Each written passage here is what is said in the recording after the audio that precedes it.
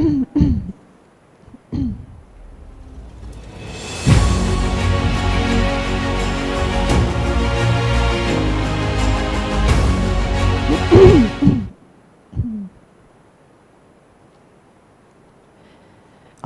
Co-Chair Energy Transitions Working Group, Mr. Prahoro Yulianto Nurcahyo, Honorable Director General of Electricity, Mr. Rida Mulyana, Honorable Moderators and distinguished attendees. Good afternoon from Indonesia and a very warm welcome for everyone joining from G20 member countries and invitees. Welcome to this webinar series, part of the G20 Indonesia Presidency, co-organized by the Ministry of Energy and Mineral Resources and Sustainable Energy for All, SE for All.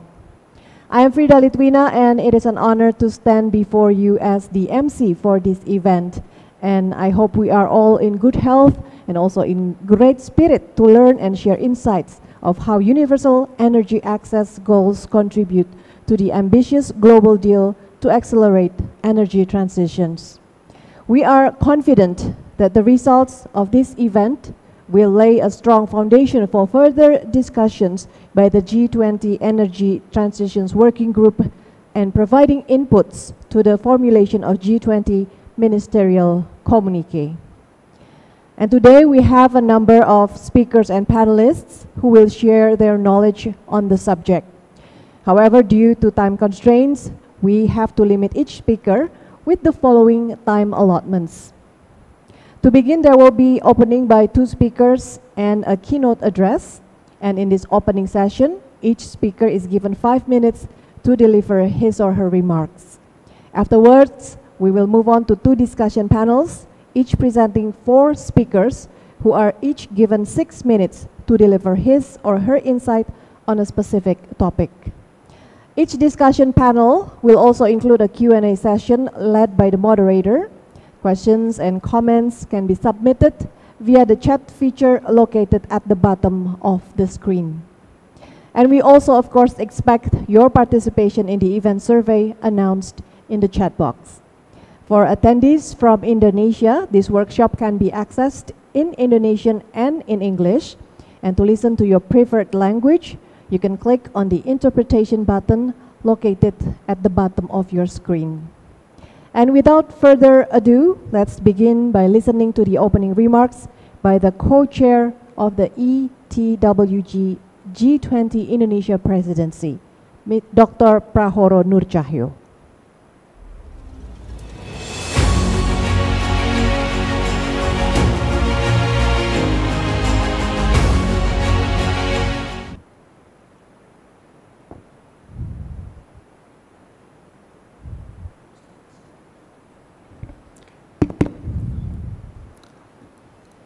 All distinguished speakers and participants, greeting to you all.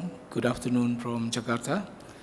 I, Prahoro Nurcahyo, the co-chair of the Energy Transition Working Group, is pleased to welcome you all at the 4th webinar of the ETWG webinar series. This webinar has a highly ambitious tagline, which is Achieving Global Energy Access Goals in the Decades of Actions. Before I jump into why energy access really matters in the decade of actions, let me highlight the Indonesian presidency main profile of the Energy Transition Forum. G20 Indonesian presidency address the main theme of recover together, recover stronger. The presidency has set 3 pillars, namely global health architecture, digital economic transformations, and sustainable energy transitions. The pillar of sustainable energy transition is held under Energy Transition Working Group, addressing 3 priorities on accessibility, technology, and financing. We have done the first meeting of ETWG around a month ago in Yogyakarta. In the first ETWG, the G20 members and invitees unanimously endorsed the 3 priorities in energy transitions and the main agenda, heading toward the key deliverable on global deal to accelerate energy transitions in the ministerial meeting and leader summit in Bali. We call all this stage as the road to Bali. Realizing the road to Bali between the meeting of the ETWG, we will deepen issue on energy transition through the series of virtual webinar.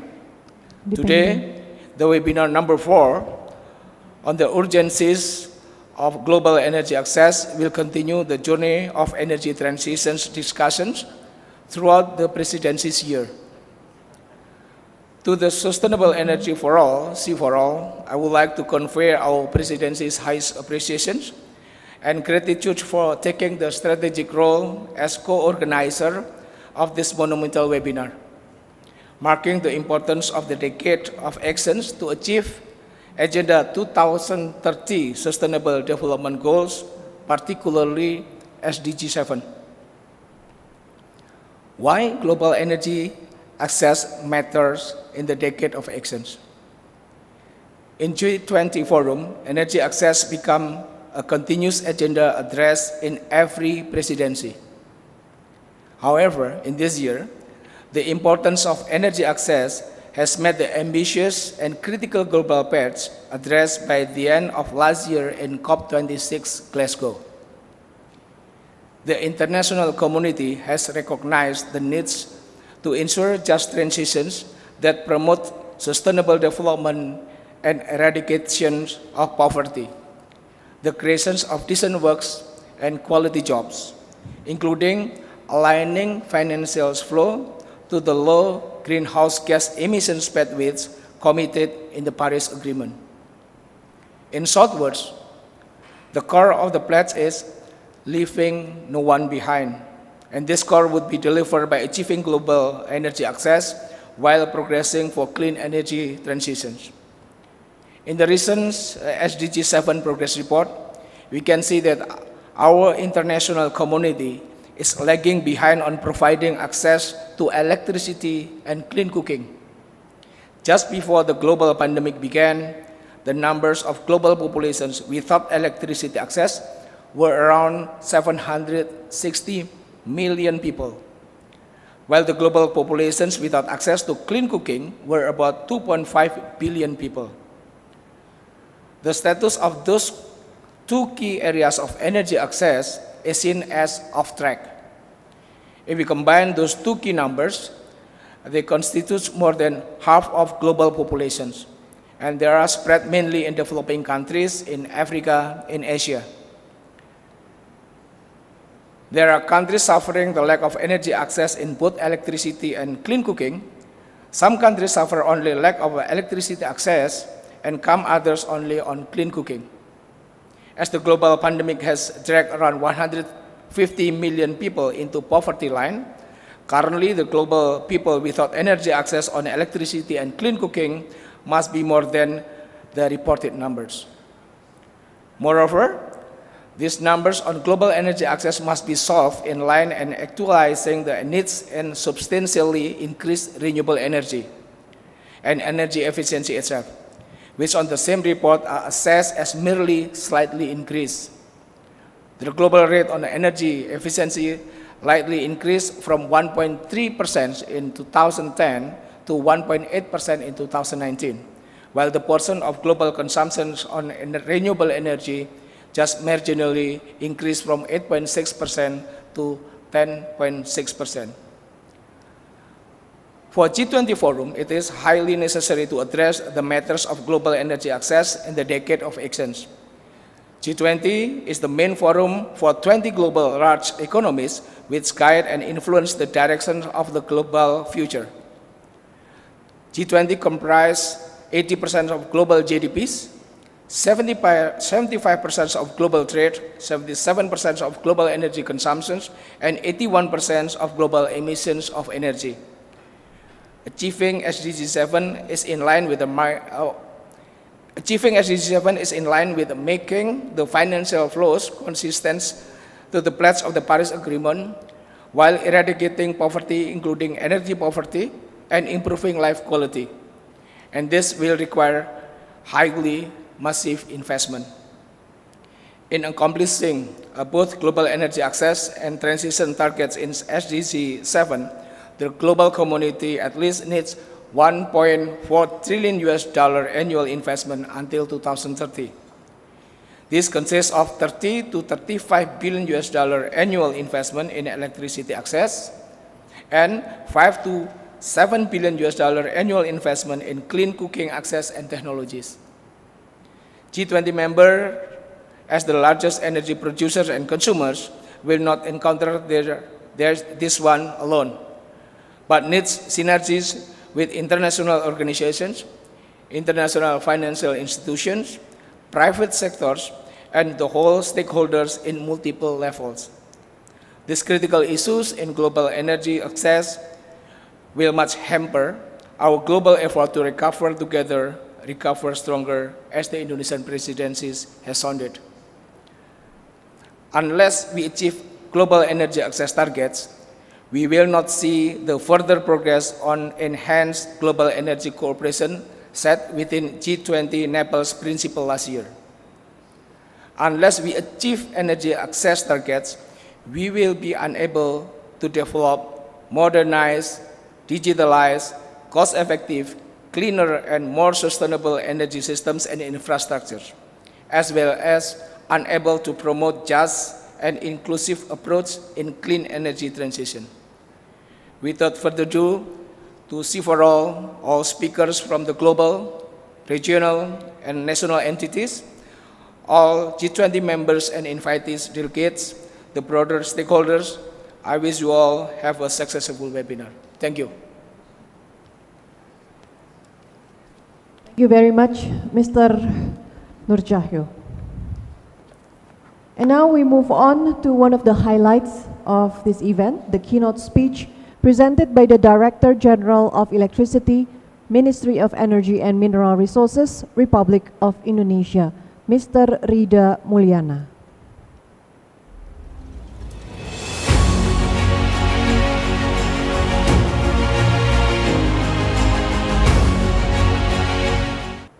Distinguished speaker and participant, greeting to you all. Good afternoon from Jakarta. On behalf of the Ministry of Energy and Resources of Indonesia, Directorate General of Electricity, welcome you to all today's G20 webinar series on achieving global energy access goal in a decade of action.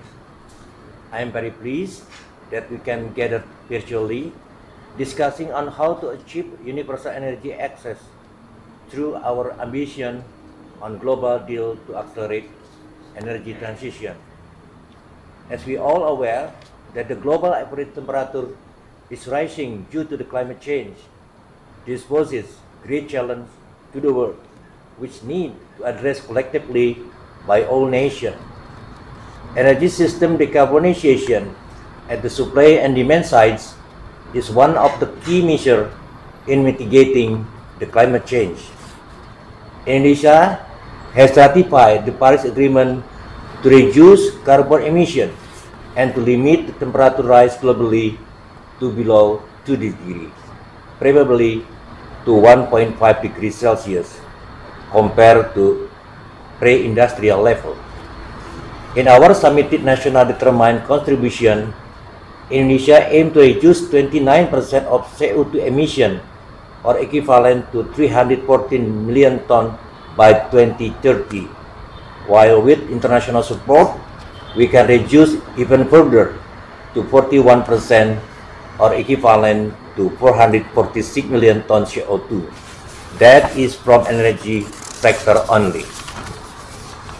Distinguished ladies and gentlemen, this year's G20 presidency underlined multi-level international cooperation on universal energy access, including in sharing best practices for clean cooking and clean electrification. Sustainable energy transition is one of the terms under the G20 Indonesia presidency that also put emphasis on the energy access as the prerequisite to improve society welfare, particularly in remote and outer islands. Achieving universal energy access requires extra effort and multi-stakeholder cooperation in powering the last mile while also addressing gender and inclusivity. Indonesia is on its way to achieve universal energy access. This will be reached through several points. Firstly, through three main principles which cover adequate power supply, acceptable quality of power supply, and affordable electricity price. Secondly, as 2021, Indonesia electrification ratio has reached 99.45%, while the ratio of electrified villages reached 99.62%. For the national target of providing electricity in all areas, Indonesia aims to reach the 100% of the electrification ratio by the end of 2022. Lastly, at the supply side, we have set a target of 23% renewable energy in the national energy mix by 2025. By the end of 2021, we already have achieved 14% of renewable energy share in our national energy mix for the electricity generation. Distinguished ladies and gentlemen, Indonesia is transitioning toward cleaner energy resources and is projected to fully decarbonize by 2060 or earlier. To this objective, some actions are being prepared and implemented. First, no additional new coal-fired power plants unless those which are already contracted or currently under construction. Second, additional power plant after 2030 will only come from new and renewable energy resources. We are going to have 21 gigawatt additional renewable energy power plant by 2030, and of this target, we already have 11.1 gigawatt electricity powered by renewable energy sources. Third, converting diesel fuel power plant to renewable energy sources such as from solar photovoltaic power plant that will produce around 1 gigawatt of cleaner energy. Fourth, enhance grid connectivity to mobilize indigenous renewable energy resources to the demand center. And lastly, our recent report to accelerate the electrification is through a new electricity access installation program to electrify over 192,000 low-income households who are currently without direct access to electricity. All these efforts will be the early step toward a more sustainable future of Indonesia. I hope Indonesia and other countries can learn together in achieving universal energy access and experiencing a clean, just, and sustainable energy transition. Again, thank you for coming to this webinar. I wish today's session allow us to exchange information and learn from each other best practices on how to contribute more significantly toward the achievement of universal energy access. Thank you for your kind attention. And thank you, Mr. Mulyana. Next, let's move on to the opening address on behalf of Italy. As G20 Troika member, Mr. Alberto Junior Pella, Senior Energy Advisor for Multilateral Activities and International Initiatives in the Italian Ministry for Ecological Transition. Good morning all, good afternoon and good evening. Do you hear me?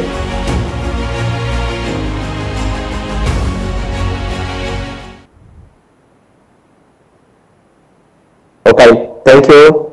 I'm sorry for the late connection, but I had some technical issues with the login.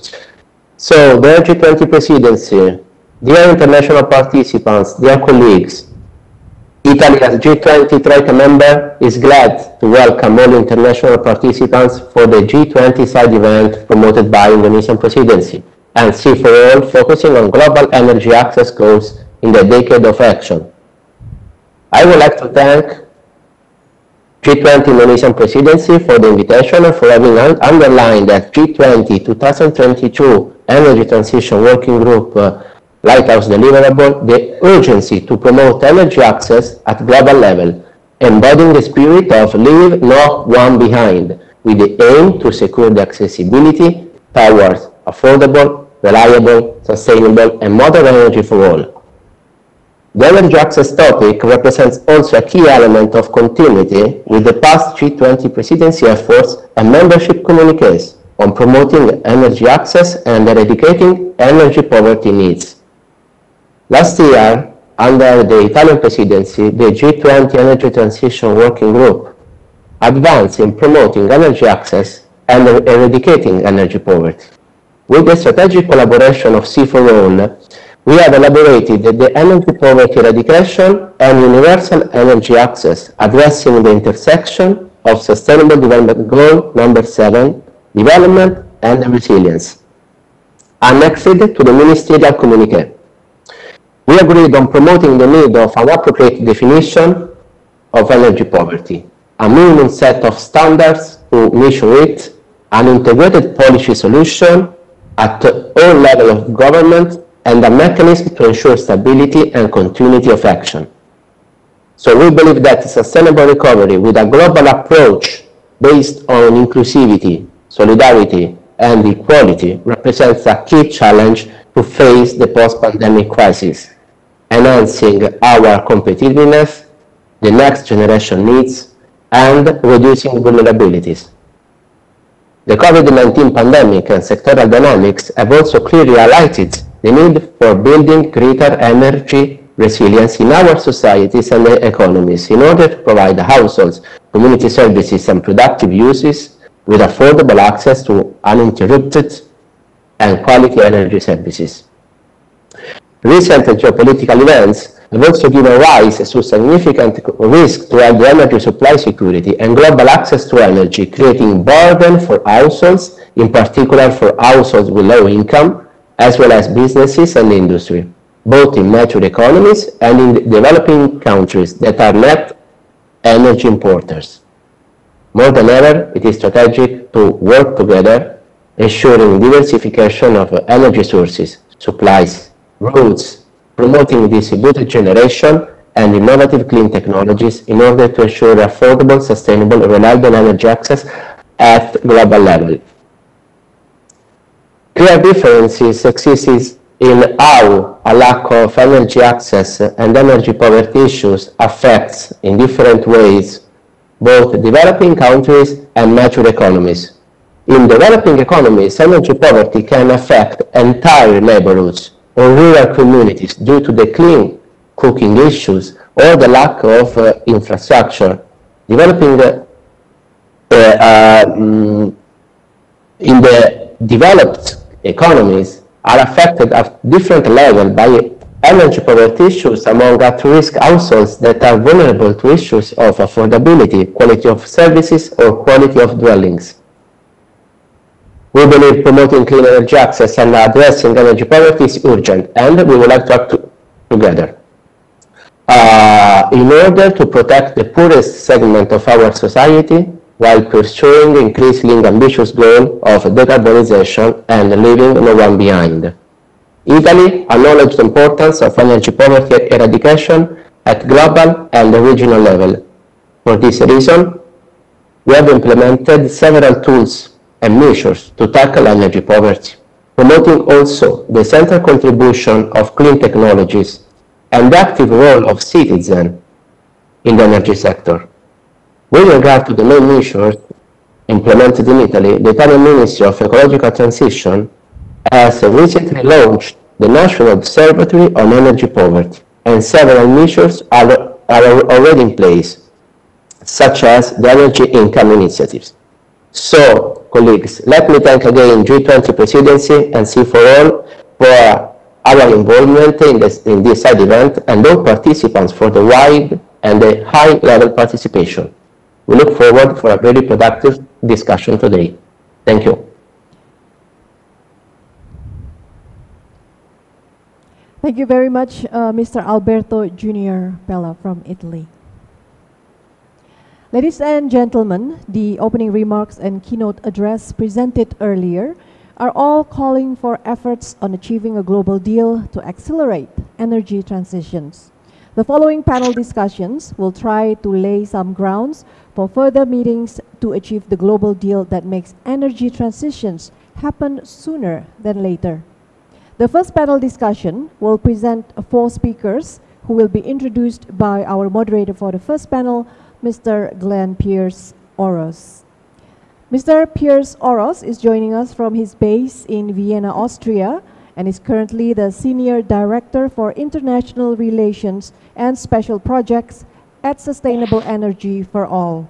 He joined SE for All in 2018 after 15 years with the World Bank from country offices in Latin America, South Asia, and Africa. And now I will hand over the following panel discussion program to Mr. Glenn Pierce Oros.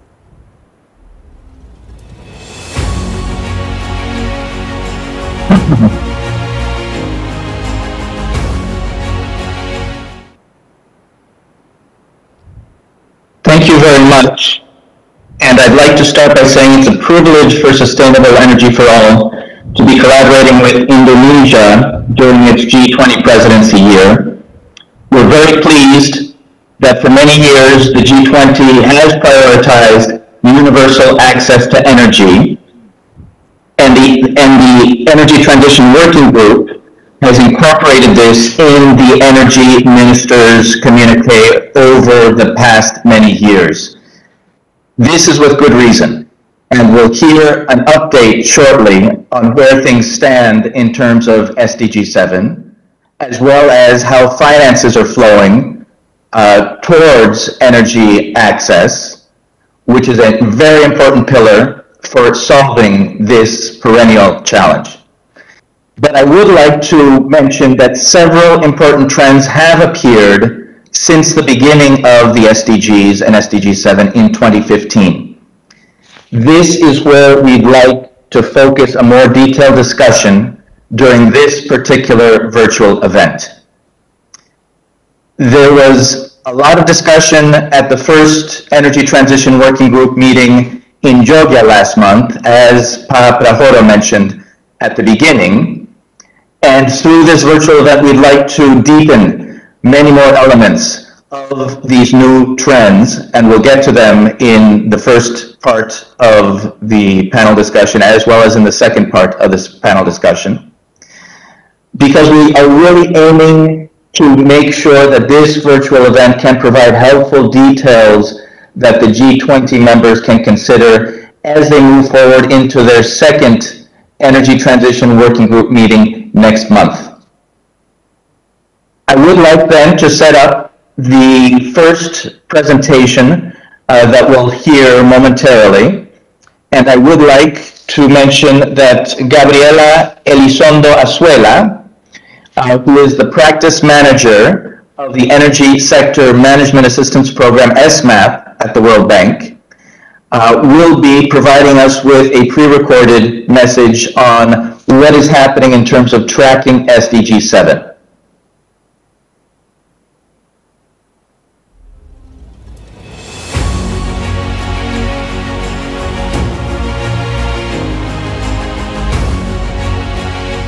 Greetings from Washington, D.C. Let me first thank SE for All and the Ministry of Energy and Mineral Resources of Indonesia for their kind invitation to participate in this panel of distinguished experts. As a global community, we set ourselves the ambitious goal of ensuring that by 2030, everyone in every country would have access to affordable, reliable, sustainable, and modern energy. And in that context, 5 custodian agencies, the IEA, IRENA, UNDESA, the World Bank, and the WHO, committed to report every year on progress achieved towards that goal. We are gearing up to the launch this year of the Tracking SDG 7 report. So let me give you a quick preview of what is transpiring from the report. The pace of progress in electrification has unfortunately slowed in recent years. This is in part due to the complexity of reaching the last mile, rural populations far from the grid. And it is due to the unprecedented impact of the COVID-19 pandemic. More than half of the global population without access lives in low-income settings. In fragile and conflict-affected countries, gains in electrification almost kept pace with population growth. But more than 400 million people are still without access to electricity. So, and this probably comes as no surprise to you, the world is still not on track to achieving SDG 7 goals by 2030. The report does not cover the last few months.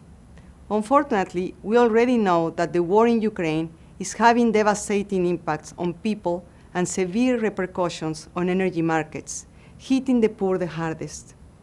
The current energy crisis could further slow down progress or even set back some countries. Now, the good news is that there is an exceptional commitment from the international community to accelerate this process. I am encouraged by the high-level dialogue on energy. Together, we emphasize the urgency to increase financing and delivery models for access to energy. We call for a paradigm shift. We prompted governments to make the achievement of the universal access to electricity target an integral part of their just energy transition, and therefore embedded in their socioeconomic development and climate commitments. We demonstrated how, in a context of building back better, access to electricity is essential for inclusive, sustainable, and resilient growth, exploiting synergies with other SDGs. I am encouraged by the more than 200 energy compacts that have been signed. There are all diverse voluntary commitments from diverse organizations and coalitions to do more, to take concrete action, to push harder. The World Bank, for example, in its compact, committed to provide 50 to 60 million people with new or improved electricity access, and 20 to 100 million people with access to clean cooking by 2025. SDG 7 remains an achievable goal, and we will continue together to scale up our efforts to meet it. I look forward to working with the G20 Energy Transition Working Group on this agenda. In conclusion, let me invite you to the formal launch of the Tracking SDG 7 report. It will take place in early June, and it will shed further light on the current status of energy access. I thank you for your attention. Thank you. I'm Todd Moss, Executive Director of the Energy. Thank you very much, Gabriela, for that brief preview. And the SDG 7 tracking report certainly is an important moment annually for the sector to start measuring and understand where we have made some progress, but more importantly, where progress still needs to be made. And so again, early June will be the launch of this year's Tracking SDG 7 report. But alongside the important targets that we have with SDG 7, we need to be able to see where financing can be directed, where financing is being channeled in order to be able to achieve the SDG 7 goal of universal access for energy, both in terms of electrification as well as for clean cooking. So we do have the pleasure of having our next speaker address this challenge directly. And in particular, this is my privilege to set this next presentation up because it's a collaboration that Sustainable Energy for All and Climate Policy Initiative, CPI, have been undertaking over the past 4 or 5 years. We have with us Tisa Mafida, an Associate Director at CPI, who is a public policy expert specializing in climate change policy, climate finance, and energy. Tisa has been working with us over the past several years on this Energizing Finance series. And Tisa will share with us now some of the latest data in terms of where finances are flowing and where they're not.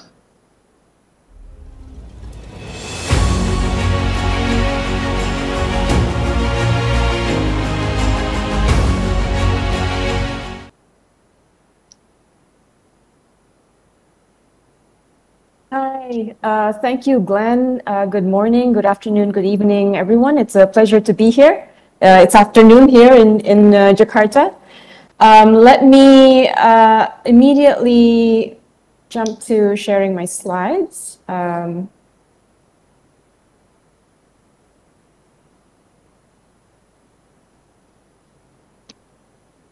Or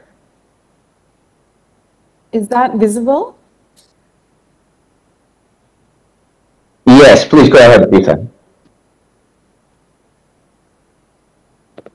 Great, thank you.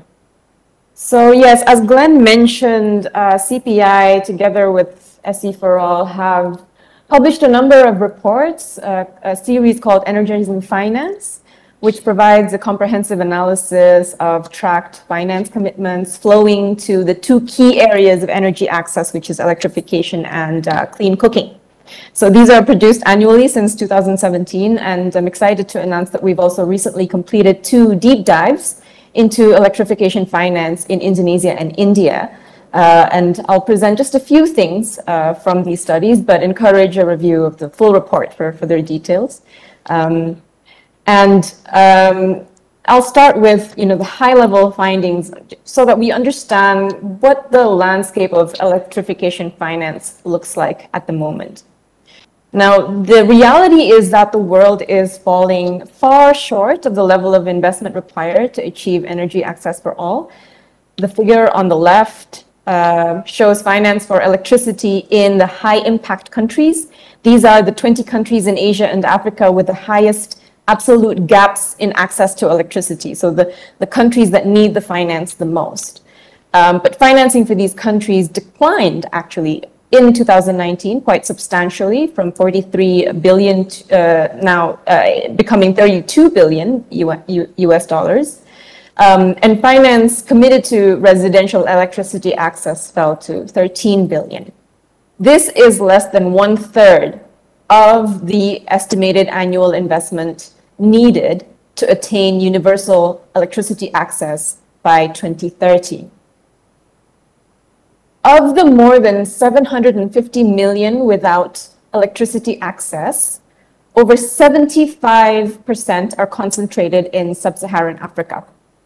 Most countries continue to see severe underinvestment in electricity, as shown in the figures here, where green boxes represent required investment, while the yellow boxes represent tracked finance committed to electricity access in 2019. For example, you'll see some stark gaps in the DRC, Ethiopia, and Tanzania. Between finance committed and assessed need, there's quite a big gap there. And as illustrated in the figures here, where the bars represent tracked finance to electricity by country, and the yellow markers represent country-level percentage of population without access to electricity, country-level progress is a bit mixed. If you look at India, Pakistan, and Bangladesh, they account for 82% of the total electricity finance in 2019. By contrast, countries in the sub-Saharan Africa that are most in need of finance are being left behind. These are countries where the average proportion of the population without electricity access is 62%. But they received less than $100 million in finance commitments towards their electricity sectors in 2019. So I'd like to give you a brief overview of Indonesia and then India. Indonesia's electricity sector is still dominated by fossil fuels. The financing is still dominated by fossil fuels, mainly to coal. So fossil fuel-based power plant financing accounted for 56%, followed by 44% of renewable energy projects. But between 2016 and 2019, we saw an interesting trend where finance to coal decreased and finance to renewables increased. In 2020, we saw a setback to renewable energy finance, where it decreased and coal finance started to increase again. This was in 2020. But most finance came from domestic coal. Most finance to coal came from domestic finance, whereas international finance for coal mainly from developing finance institutions and commercial banks, continues to dry up well into 2020. So interestingly, 2/3 of all that finance to renewables is going into the geothermal and the hydropower projects. These happen to be the two renewable energy sectors with the highest installed capacity in Indonesia at the moment. Solar panels, visualized here in the graph in yellow, is tiny. You can barely see it, and that's because it makes up less than 2% of all investments into renewables. So this is rather surprising that there's a very low volume of commercial debt finance to solar panels. Given the compelling value of solar panels, it becoming a priority by the Ministry of Energy in its energy transition program, it being the renewable energy source with the largest capacity generating potential in Indonesia, and having become much more cost effective over the past few decades. Another spot that is under-financed are mini-grids and off-grids, because most RE financing went to grid-connected renewables. And we didn't find any finance going into upgrading, transmission, and distribution. So there's a lot of opportunity there, but perhaps more needs to be done to unlock that investment. In India, fossil fuels, especially coal, continues to be the mainstay of the electricity generation mix at 74% at the moment. But India is on track to achieving their target of 50% non-fossil share by 2030. And the most instrumental actors in driving renewables deployment in India are large domestic actors, especially public sector enterprises and private developers. This is attributed to favorable policy actions to attract private investments, such as lower corporate tax rates for developers, renewable purchase obligations, investments in transmission infrastructure, and support for solar parks. Again, same as in Indonesia, grid-connected renewables accounts for the largest portion of finance. Finance for transmission and distribution made up 12% of total tracked finance commitments, which is quite significant. And government initiatives like the Green Energy Corridor, the National Smart Grid Mission aim to enhance the exchange of electricity between states, improve grid monitoring and balancing, and manage the risk of integrating renewable energy with the grid. And this, in turn, boosted private investment.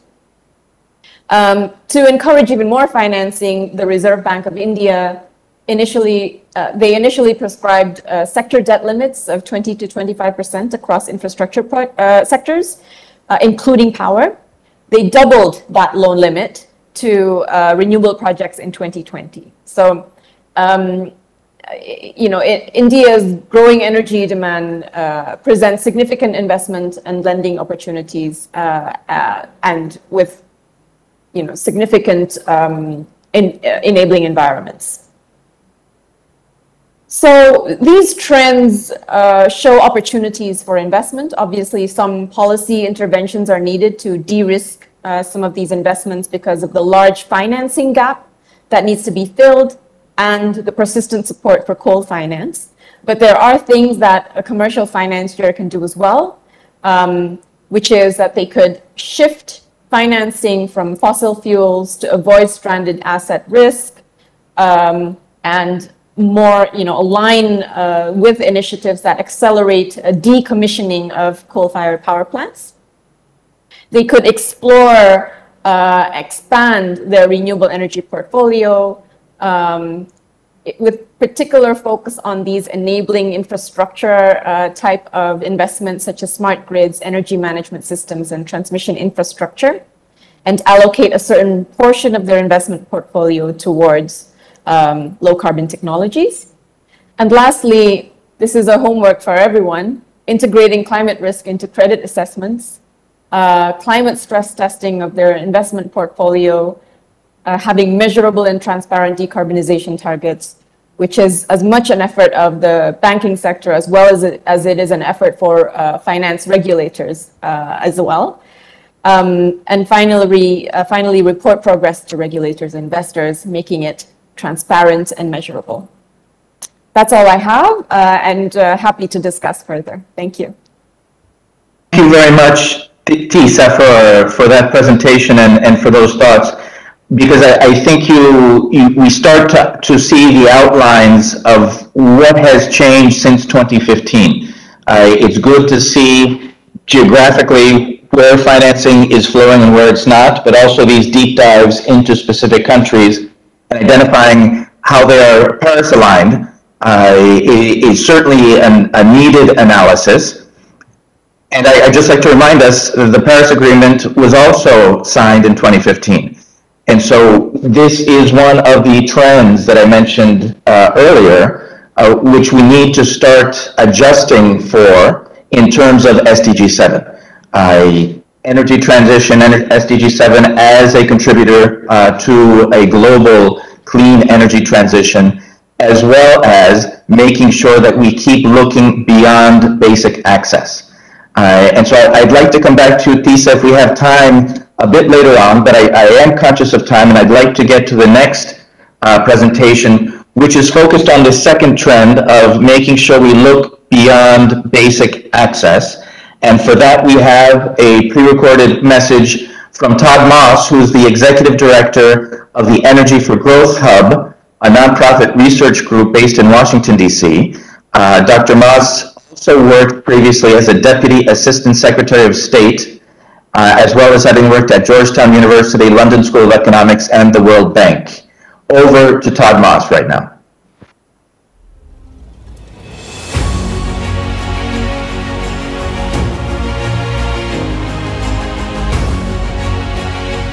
Growth Hub. We're a nonprofit research group that's dedicated to using data to help build a future where everyone on the planet has the energy they need to live a dignified life, to have a decent job, and to be resilient to climate change. I'm very excited to be with you and to share with you a new metric for tracking progress against energy poverty. We call it the Modern Energy Minimum. Now, having a new metric might seem like a simple data idea, but it's far bigger. It goes to the heart of what development is all about. And if we don't get this right, we risk leaving billions of people behind in the global economy. And I want to start by asking, why is this relevant to the G20? The G20 is dedicated to delivering quality infrastructure, creating jobs, and promoting global prosperity. And having sufficient energy is required to meet all those objectives. Now, we have SDG number 7. This is an energy goal to provide modern energy access for all by 2030. It's a wonderful ambition, but the metric for measuring progress against SDG 7 is actually not so great. In fact, the current goal, if we reach the current goal, we wouldn't solve energy poverty at all. In fact, for energy to truly unlock development, we really need to aim much higher, another step up on the energy ladder than what we're aiming for today. So we brought together 14 scholars with the Rockefeller Foundation to propose what that next step would look like, and that's the Modern Energy Minimum. But before I give you any details, I'd like to walk you through a little bit of how we got there and why. I want to just start very quickly with 5 empirical facts about energy and development that will frame why the Modern Energy Minimum is important. Fact number 1 is that no high-income country is a low-energy economy. You're looking at electricity consumption on the y-axis and income on the x-axis. You can see it's a very tight relationship. The key takeaway is that the bottom right quadrant is totally empty. You just cannot become a rich country without using a lot of energy. In fact, every single high-income country uses at least 3,000 kilowatt hours per person. The median is nearly 7,000. That's fact number 1. Fact number 2 is that income and electricity consumption are also tightly correlated across all countries and over time. You can see the data on the graph there, and you can literally watch both Vietnam and Korea move up the energy ladder as they become richer. The third fact is that the current definition we're using for modern energy access is far too low. The IEA sets a minimum of just 100 kilowatt hours per person if you live in a city, and only half that, 50 kilowatt hours, if you live in a rural area. That's the definition of modern energy access. That's really just enough for a few light bulbs. Maybe you can charge your mobile phone. And if you look, it's actually correlated with less than $1 a day. So we should think of what we currently call modern energy access. Really, it's an extreme energy poverty line. It's not really modern energy access. And then the fourth key fact is that most electricity is not used at home. It's used in industry, in commerce, and increasingly in transportation.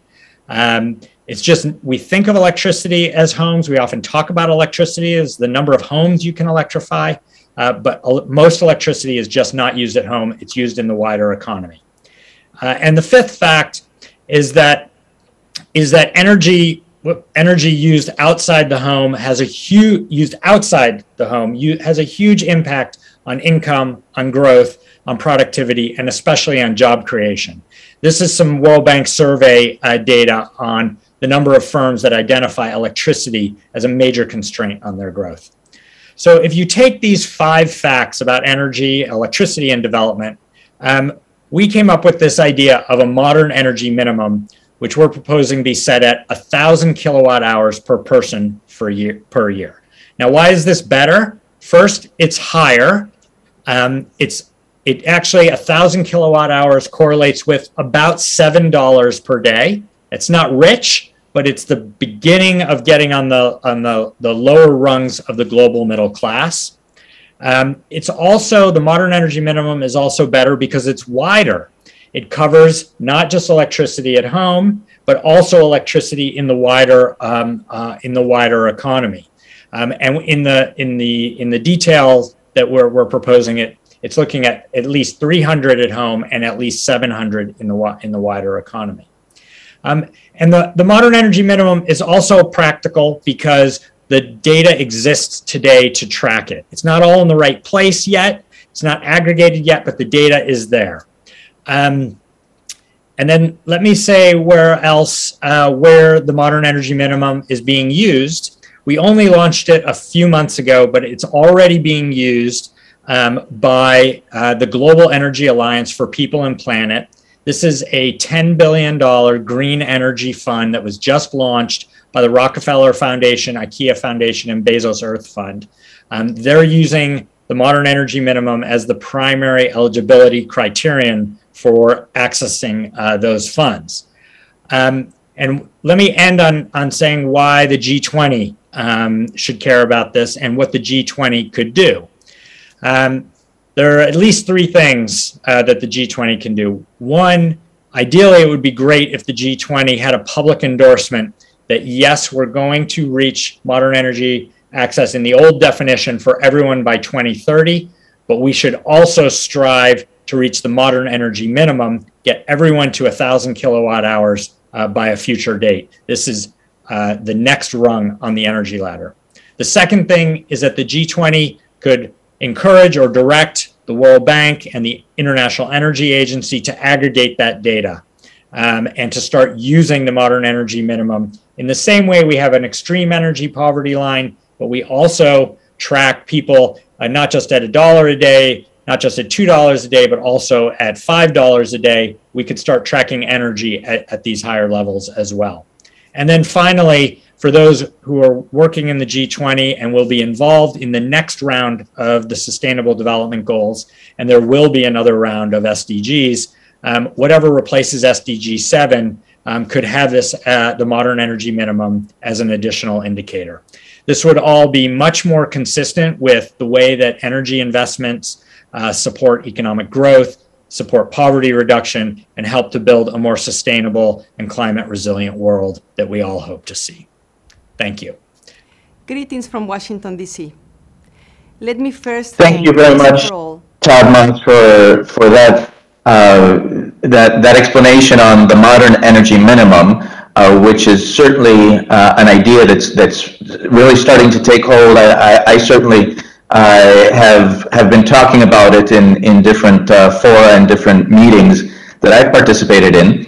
And we do have, again, this second piece of updating ourselves in terms of what we need to aim for as a global community in order for sustainable energy for all to be useful to people and to be useful for the planet as well. And that leads me to introduce the next and final speaker in this section, who is Sunday Bridget Jones. Sunday is the Chief Partnership and Advocacy Officer for the Global Energy Alliance for People and Planet. Previously, she was Managing Director for Policy and Coalitions at the Rockefeller Foundation. Sunday has also spent over 25 years designing and executing high-impact global initiatives, as well as having been a member of the White House National Security Staff Interagency Committee when she was working for the Obama administration. Over to you, Sunday.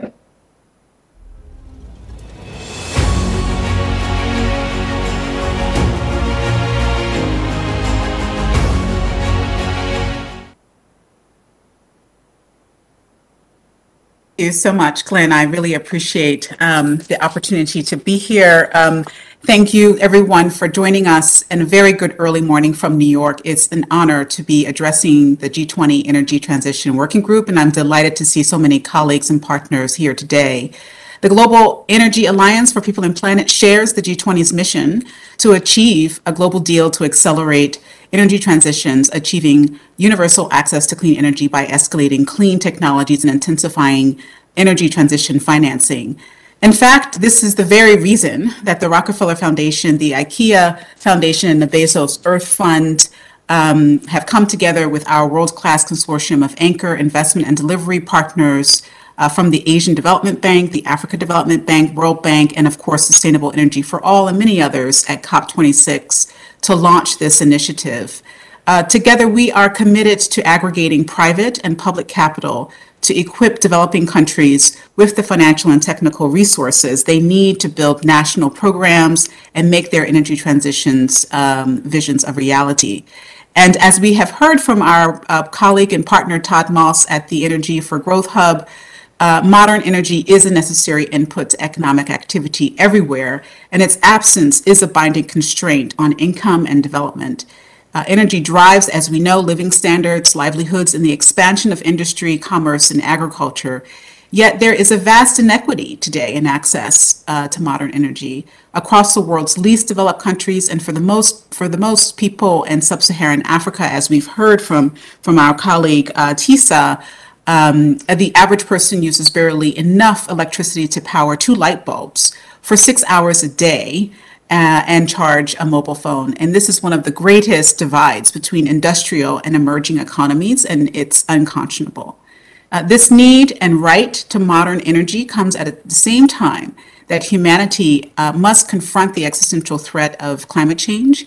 As we've read from the IPCC latest report, between 3.3 and 3.6 billion people live today in areas that are very vulnerable to climate change. The report also showed that at least 32 million additional people could fall into extreme poverty by 2030 due to climate impacts without adaptation. And we know that many of these people live in countries and communities that have contributed very little to global emissions to date, and yet today bear the brunt of climate change's devastation. These communities also lack access to reliable, affordable electricity, and this is the primary constraint to equitable economic development and an essential tool to withstand the effects of a warming planet.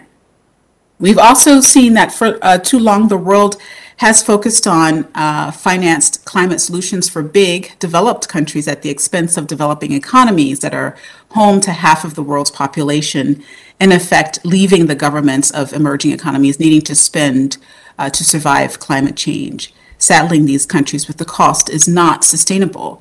And so the Global Energy Alliance for People and Planet and all of us gathered here today are focused on the urgent mission of ensuring that an accelerated energy transition offers hope an opportunity not only for high-income countries for whom carbon reduction is critical, but also for developing and emerging economies around the world.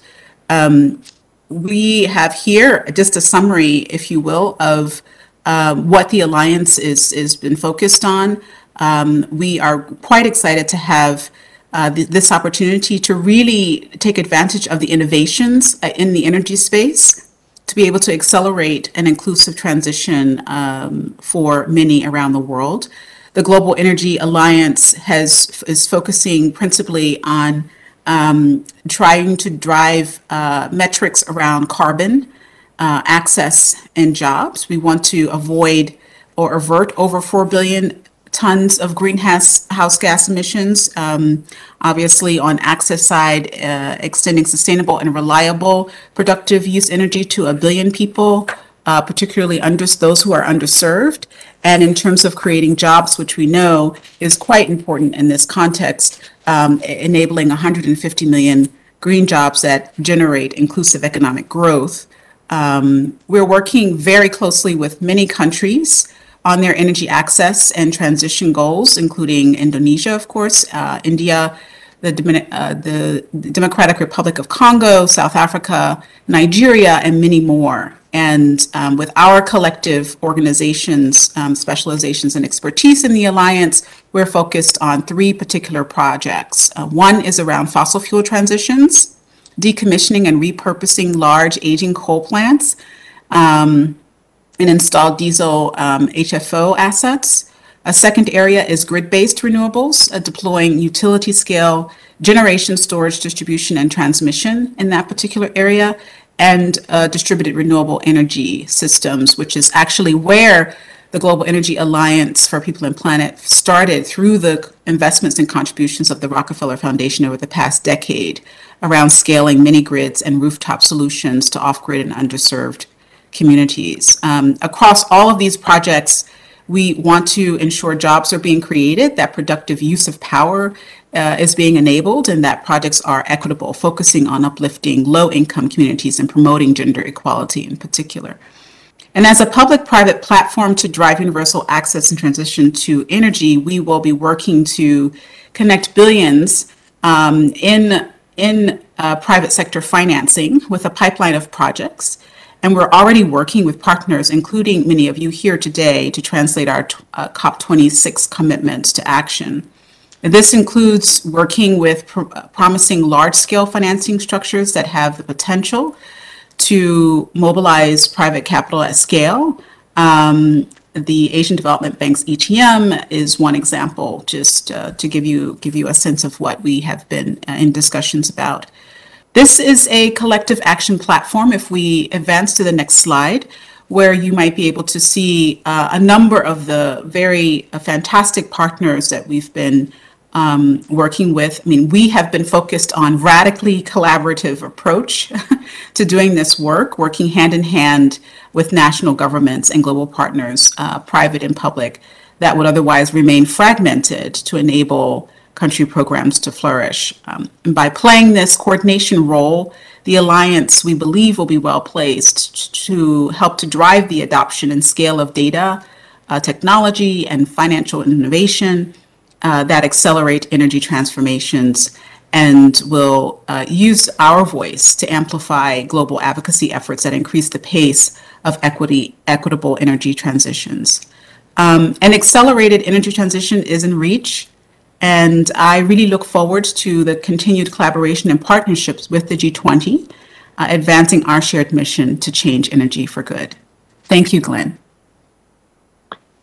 Thank you very much, Sunday. And certainly, I think this is such an important piece that comes in sequence with understanding where we stand with SDG 7, where the finances are flowing, what are some of the new trends, new signals that we need to pay attention to, modern energy minimum, as well as the energy transition. And I would like to point out, especially for our G20 members who are connected, there's so much talk in the G20 about not creating new platforms. The GAP, the Global Energy Alliance for People and Planet, is now an existing platform, which certainly does have a lot of potential moving forward. So as the G20 discusses its global deal on an accelerated energy transition, there may be room for collaboration with this existing platform, which is GEP, the Global Energy Alliance for People and Planet. Before turning over to Frida, and thank you once again, Sunday, for those comments. Before turning over to Frida, I would like to end this particular section with one final thought, which is we've gone through some of the global perspectives of where things stand, of what we need to be aware of in terms of benchmarks, in terms of energy minimums, in terms of energy transition that is just, that is also helpful for job creation. We now have the chance of going a little bit more deeply into some of the specific cases in different countries and regions in the next section. But it's all about sustainable energy that can be useful for everyone and useful for development. Thank you once again to Tisa, thank you Sunday, Tadmas, and Gabriela Elizondo Azuela. Wonderful section. I'm sure that the participants got a lot out of this discussion, and I turn it over to you, Frida, for the next section. Thank you very much, Glenn, and thank you to all panelists on the first section. And now we move on to the second panel discussion, which will also present 4 speakers and will be introduced by our moderator, Dr. Ferrania Andria. Ms. Andria is Senior Advisor for Sustainable Energy with UNDP Indonesia, with more than 15 years of experience in clean energy program development. She has been working on climate change issues, particularly on access to energy in remote areas, and establishing Sustainable Energy Fund, a blended finance facility to leverage private investment in clean energy. And now I kindly present to you our moderator, Dr. Ferrania Andria.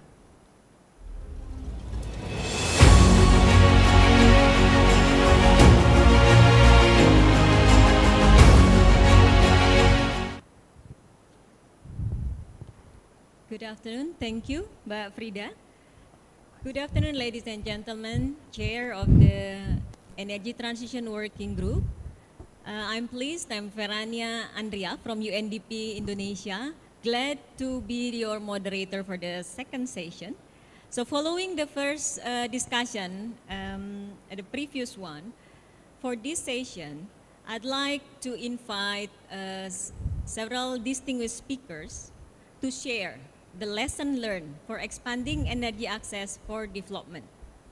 So with us, we will have 3 distinguished speakers and 1 discussant that will go through and share with us the lesson learned from their wide experience in accelerating the energy access for development. So without further ado, I would like to invite our first speaker, Mr. Abhishek Jain.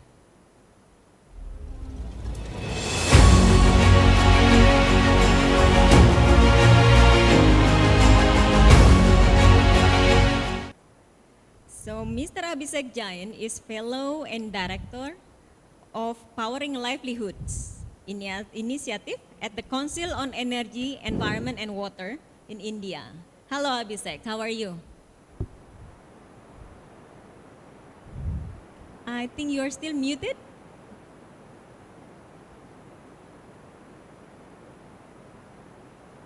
Yes. Sorry about that. I hope that I'm audible now. Yes, now it's good. Hello, Laura. Thank you for inviting me. Thank you. So I would like to welcome you to this session of discussion. You will share with us about putting energy to work by powering livelihoods. In the previous session, we already noticed there is a message that there should be a minimum energy for access to energy. So quantitative is not enough, qualitative matters. So without further ado, please, floor is yours. Thank you. Thanks a lot, Laura. I'll quickly just start sharing my screen.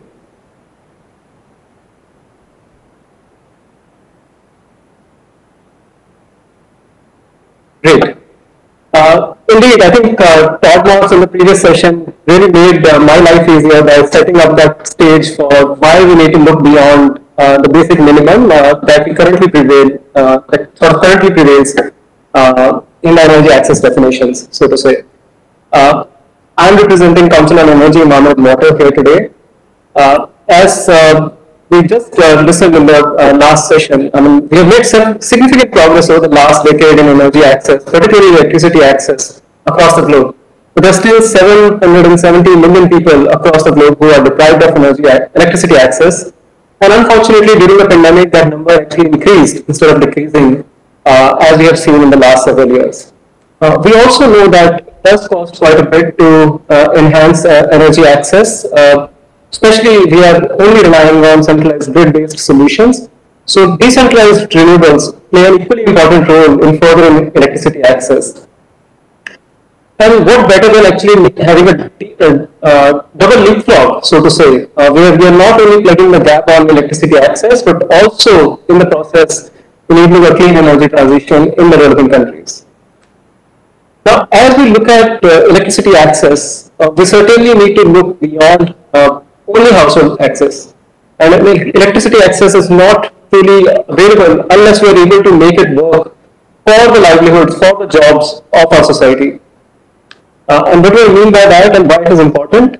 Once you start investing energy for livelihood and incomes, you build the overall capacity of the community for its overall development aspirations. Be it healthcare, be it education, once you have livelihoods and jobs getting powered, it creates a virtuous cycle of additional incomes, additional development investments. Alongside, it also brings together the climate action and the development aspirations, making it a critical linchpin for the developing countries, so that politically they come along, because energy transition or carbon mitigation efforts need to also deliver the development aspirations of developing countries. And more than ever, the urgency to move forward on this has become very important because of COVID in particular, where a lot of people, almost 100 million, have been pushed back into extreme poverty. So this is the time that we start acting, this is the decade that we start bridging this gap categorically. And it is not only about development aspirations. I think it does bring a lot of economic growth, a significant market and investment opportunity that we see in this area. And what do I mean by that? If we just look at a few numbers from across the globe, our studies in India have itself shown that just within India, there is a $50 billion plus market for distributed renewables to power more than 20 million rural livelihoods in the country. India's national solar irrigation program itself is worth $18 billion US. Similarly, we have seen massive opportunities emerging in Africa. Across Africa, a $12 billion investment can yield 11 million new livelihoods. Similarly, in specific countries within Africa and Ethiopia, there is ample scope to move forward on productive use of distributed renewables. But it is only now in the recent years that the global community has started realizing the importance of productive use when it comes to energy access. And these are just a handful of pioneering programs across the globe which are trying to bridge this gap. Empowering Livelihood, the program that I represent, is one such. So in a nutshell, what are we trying to do here? We are trying to work as an enterprise accelerator to move forward the enterprises who are coming up with solutions of clean energy which can further livelihoods and jobs. We support these enterprises through capital and technical assistance, keeping the gender inclusion right at the center. We work with almost 15 such enterprises, and on the back of the growth of these enterprises, we move the entire sector forward. We call a market accelerator. And this is where we generate evidence, we disseminate that evidence, and we unlock support in the form of investments, financing, and policy support. We are working with more than 20 financiers across the globe, and we have several partners and supporters who are supporting this initiative. It's really a whole of ecosystem approach where we bring multiple people together in order to mainstream distributed renewables for livelihoods and jobs. Just in the last 2 years, despite the pandemic, we have made significant progress, be it in terms of number of livelihoods which we have impacted, or be it in terms of the growth of the enterprises themselves, which have grown by more than 2.5x in the last 2 years itself. But most importantly, we have managed to bring about a policy change in India, where now Government of India has a dedicated policy framework for distributed renewables to be used for livelihood activities. This is the first such national policy framework anywhere in the world. Now, as we move forward, what have we learned which we can actually take to the global community, and why the Energy Transition Working Group at G20 should particularly focus on productive use and how to mainstream this?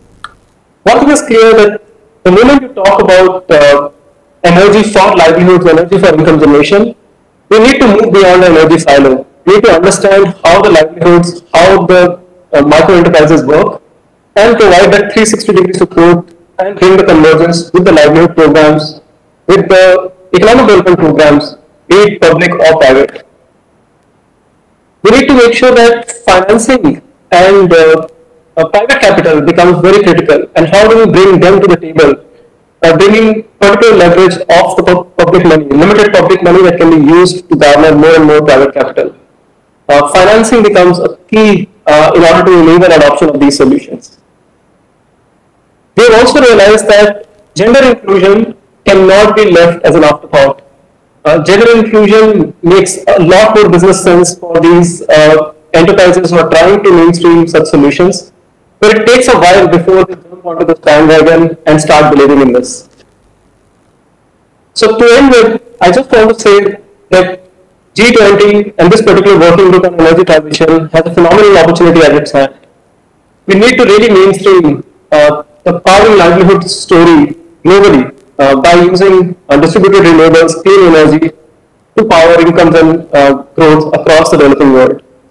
And I'll just leave us with 5 key enabling options, lessons that we have learned from our experience.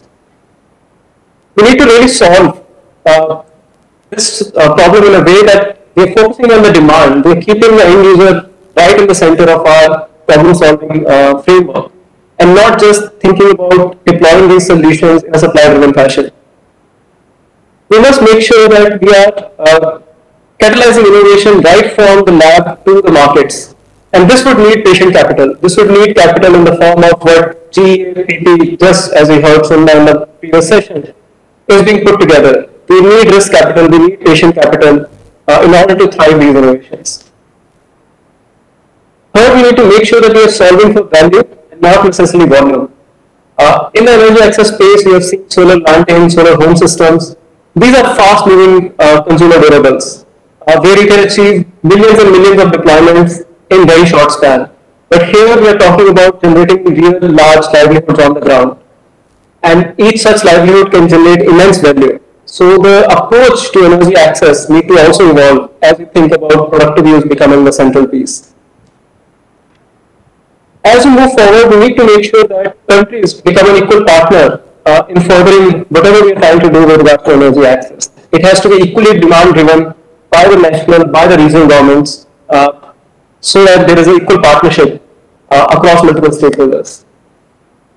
And finally, I think there is a phenomenal opportunity to pool resources across the globe, bring the prices down of these technologies, share lessons which can be easily, if not replicated, at least adapted and inspired by across different regions in the world, for us to make this progress at a much more faster pace as we need by the end of this decade.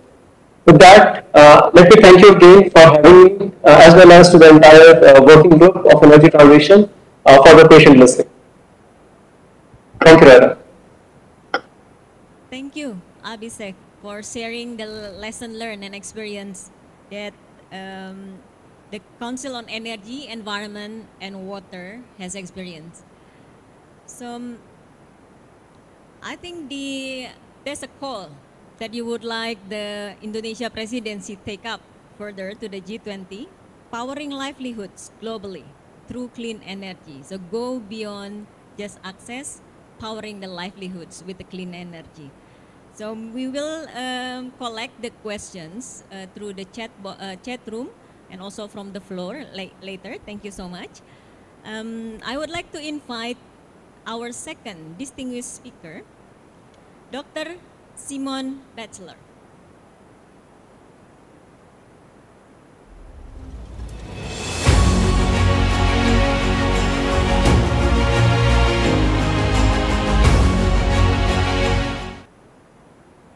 Hello, Dr. Simon.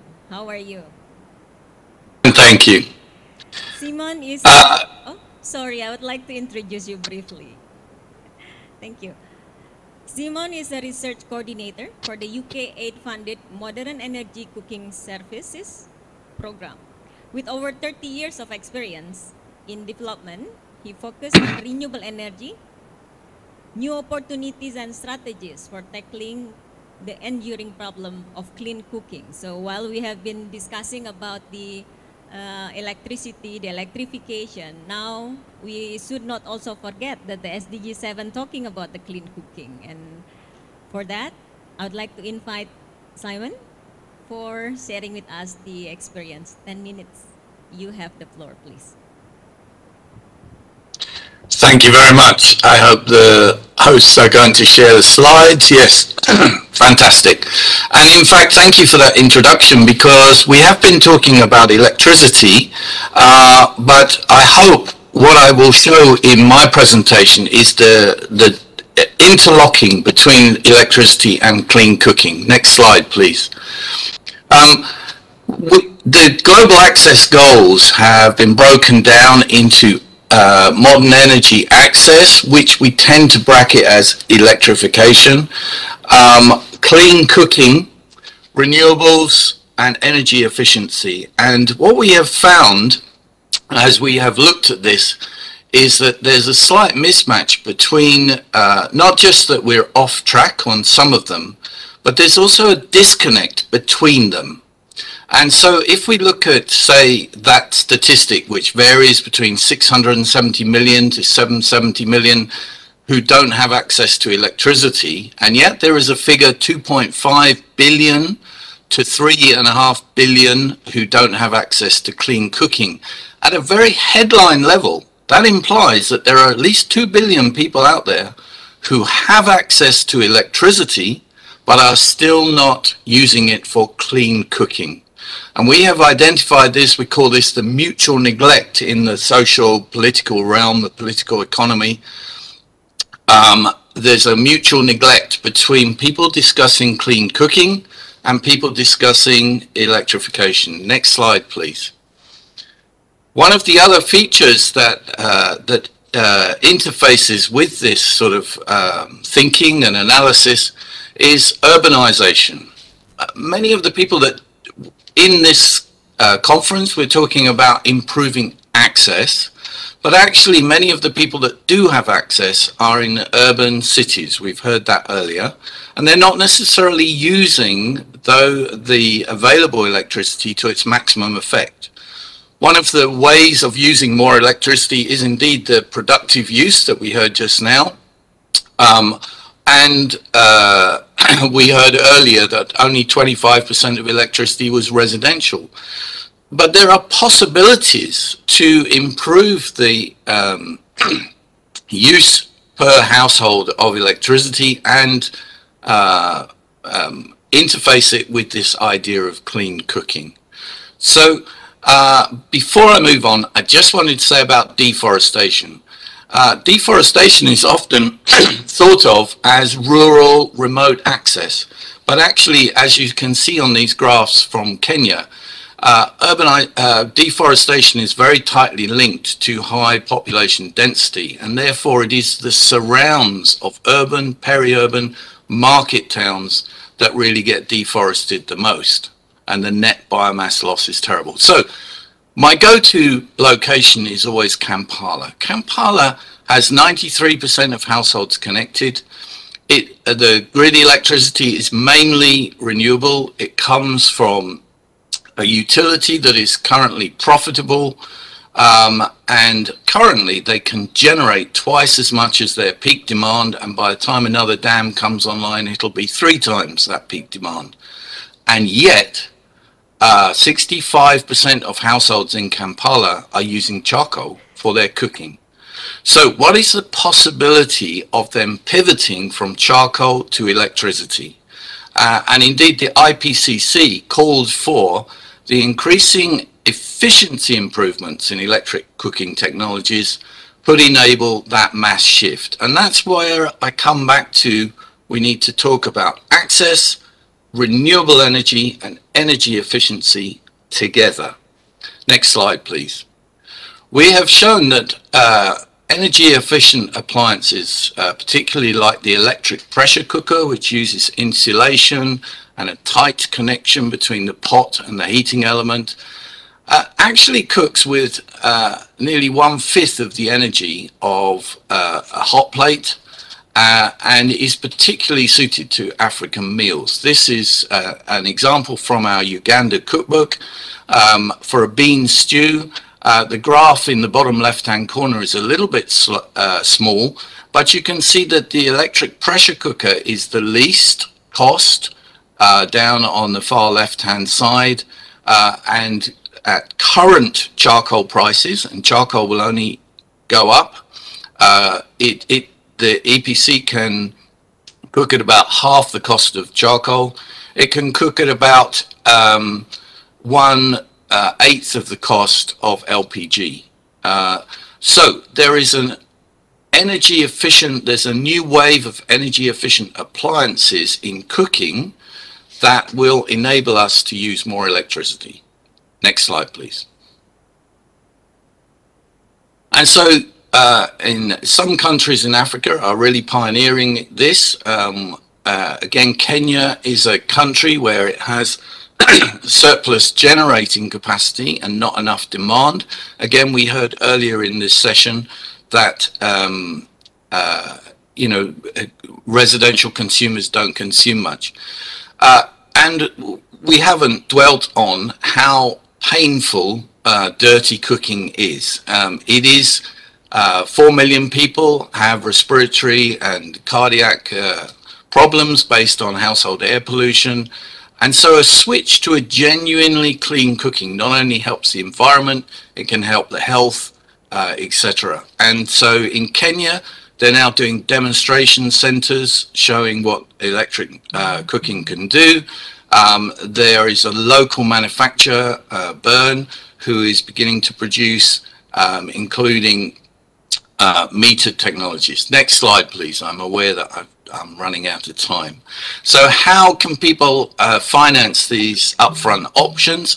Basic credit facilities. When we do sales in Kenya and we look at those sales, about half the people just pay with cash. The other half pay with credit from normal credit facilities. And we just need to make credit facilities aware that this is as viable a saving of energy as productive use.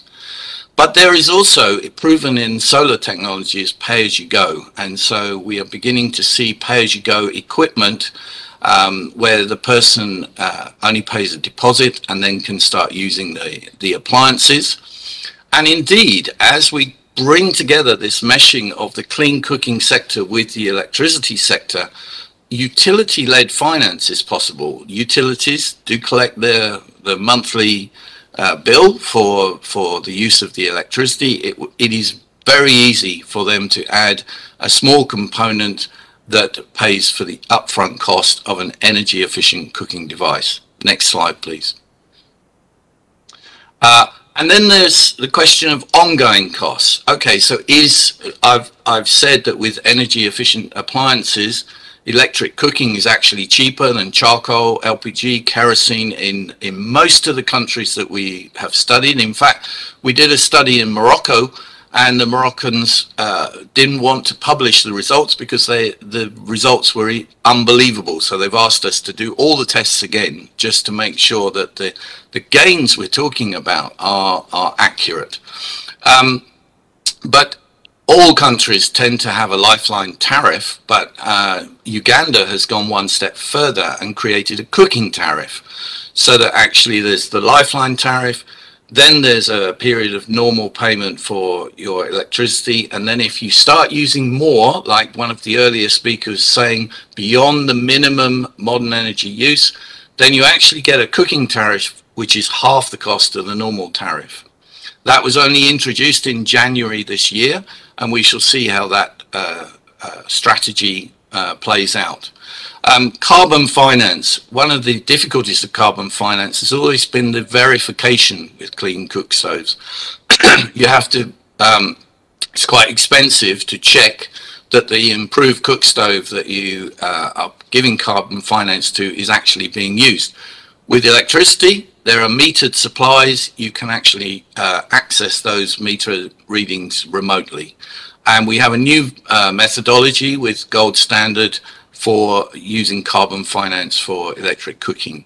And then there's more results-based financing. The World Bank, ESMAP, Gabriela, has got the Clean Cooking Fund, which uses results-based financing for its work. All of this means more profit for the utility, and all of that means more upgrading of the infrastructure. I'm over time. Next slide, please. I have one more slide, I believe. I'll skip over this. What can we do for the rural areas? Actually, it's profitable on mini grids, and there are solar home systems now which work out $300. And I just want to end with fossil fuels are moving upwards, renewable energy is moving downwards. By utilizing and creating more demand for the electricity, we will leverage the shift and the pivoting into renewable energy and the decarbonization that the world requires to take modern energy further. Thank you very much. Thank you, Simon. Interesting. It's a call for interlocking the electrification and also the clean cooking in one go. So thank you so much for sharing with us the experience and also interesting case in Uganda. We will postpone the Q&A. I would like to first invite our third speaker, Ms. Dr. Asklepias Rahmi Indrianto, or I usually call her Ami. She is the expert at the USAID.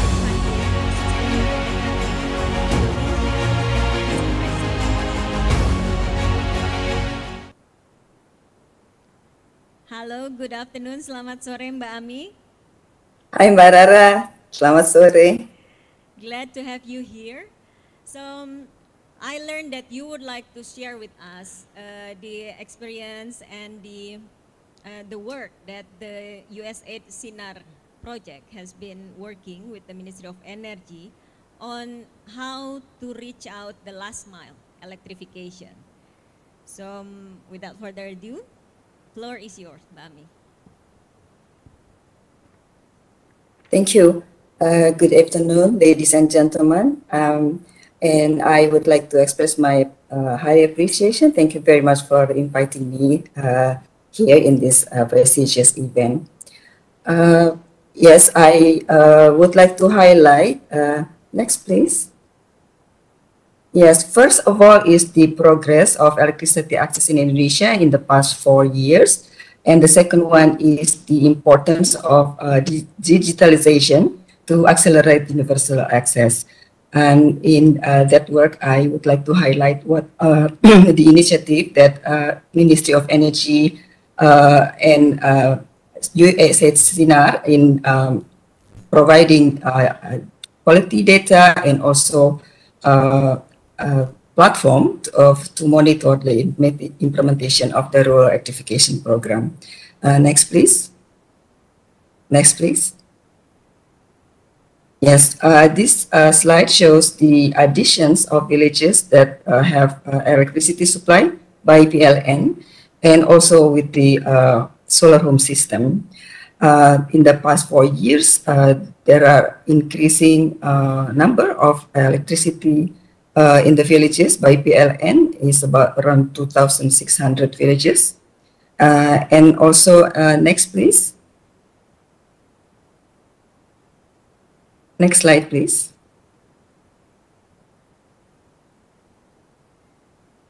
Next slide, please. Okay, hold on. Yes, before in the progress of electricity, there also the supply from non-PLN sources. However, from in the past 4 years, there's a declining of around 4,000 villages, but shift to PLN villages. However, by the end of 2021, there are still around 364 villages without electricity. And then the Ministry of Energy with USAID SINAR provide initiative to have a platform to monitor the progress on rural electrification.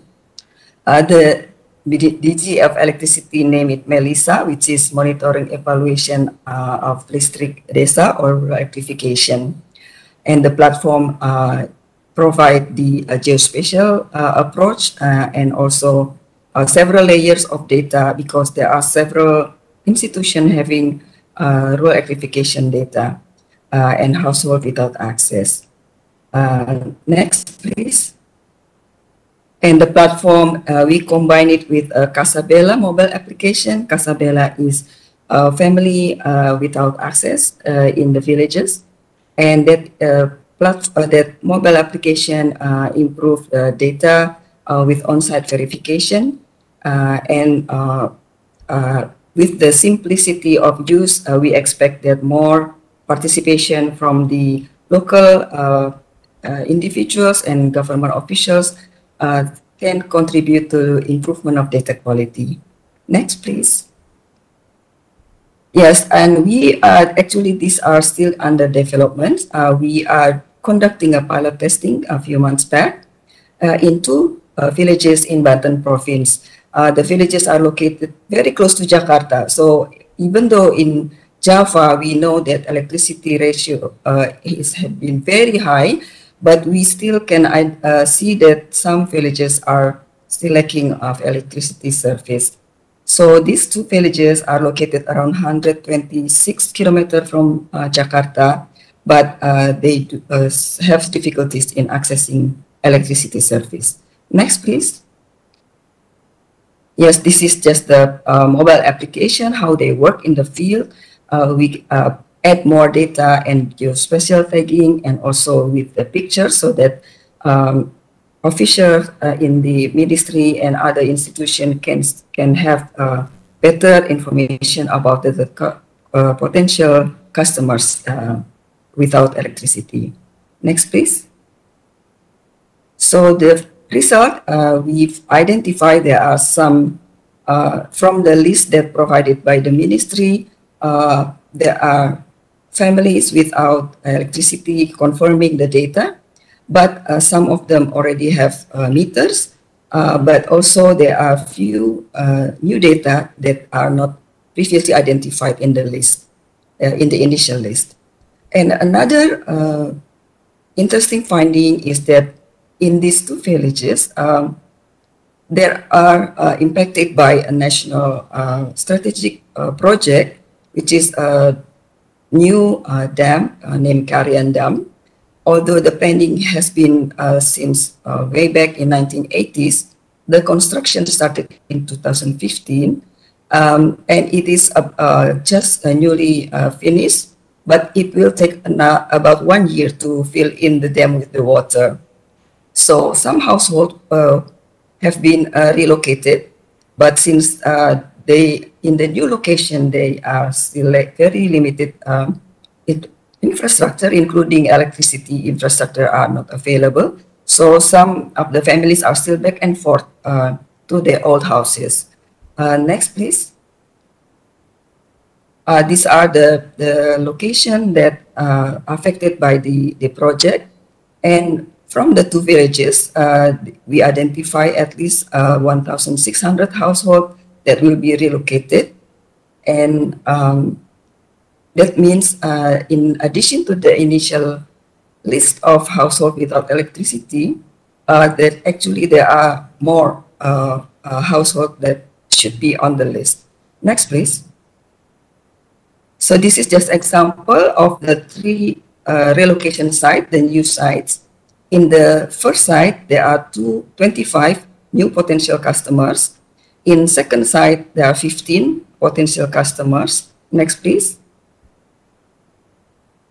Next slide, please. Yeah, in the third site, around 20 new potential customers, whereas there is no existing infrastructure for electricity provision. Next, please.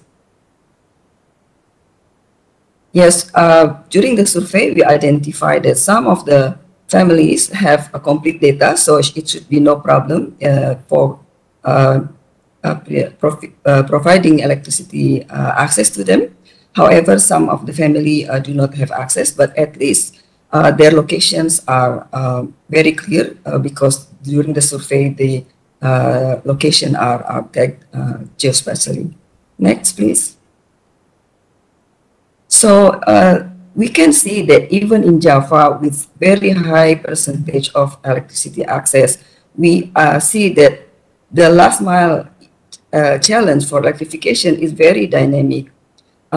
We know that mostly we understand that the higher the electrification ratio, they are more difficult to reach these families because they are more fewer and fewer over time, while they are very scattered and maybe located in remote areas with limited infrastructure. Also, because Indonesia is an archipelago and they located in small islands, maybe it's very difficult to also reach them. On the other hand, there are many electricity provision programs that are short-lived, while at the same time, the replacement may not be ready in time. That also lead to loss of access. We see also in my earliest slides that large construction projects, development programs, and also maybe natural disasters may adversely impact the households or disrupt electricity services, leading to have family without access to electricity.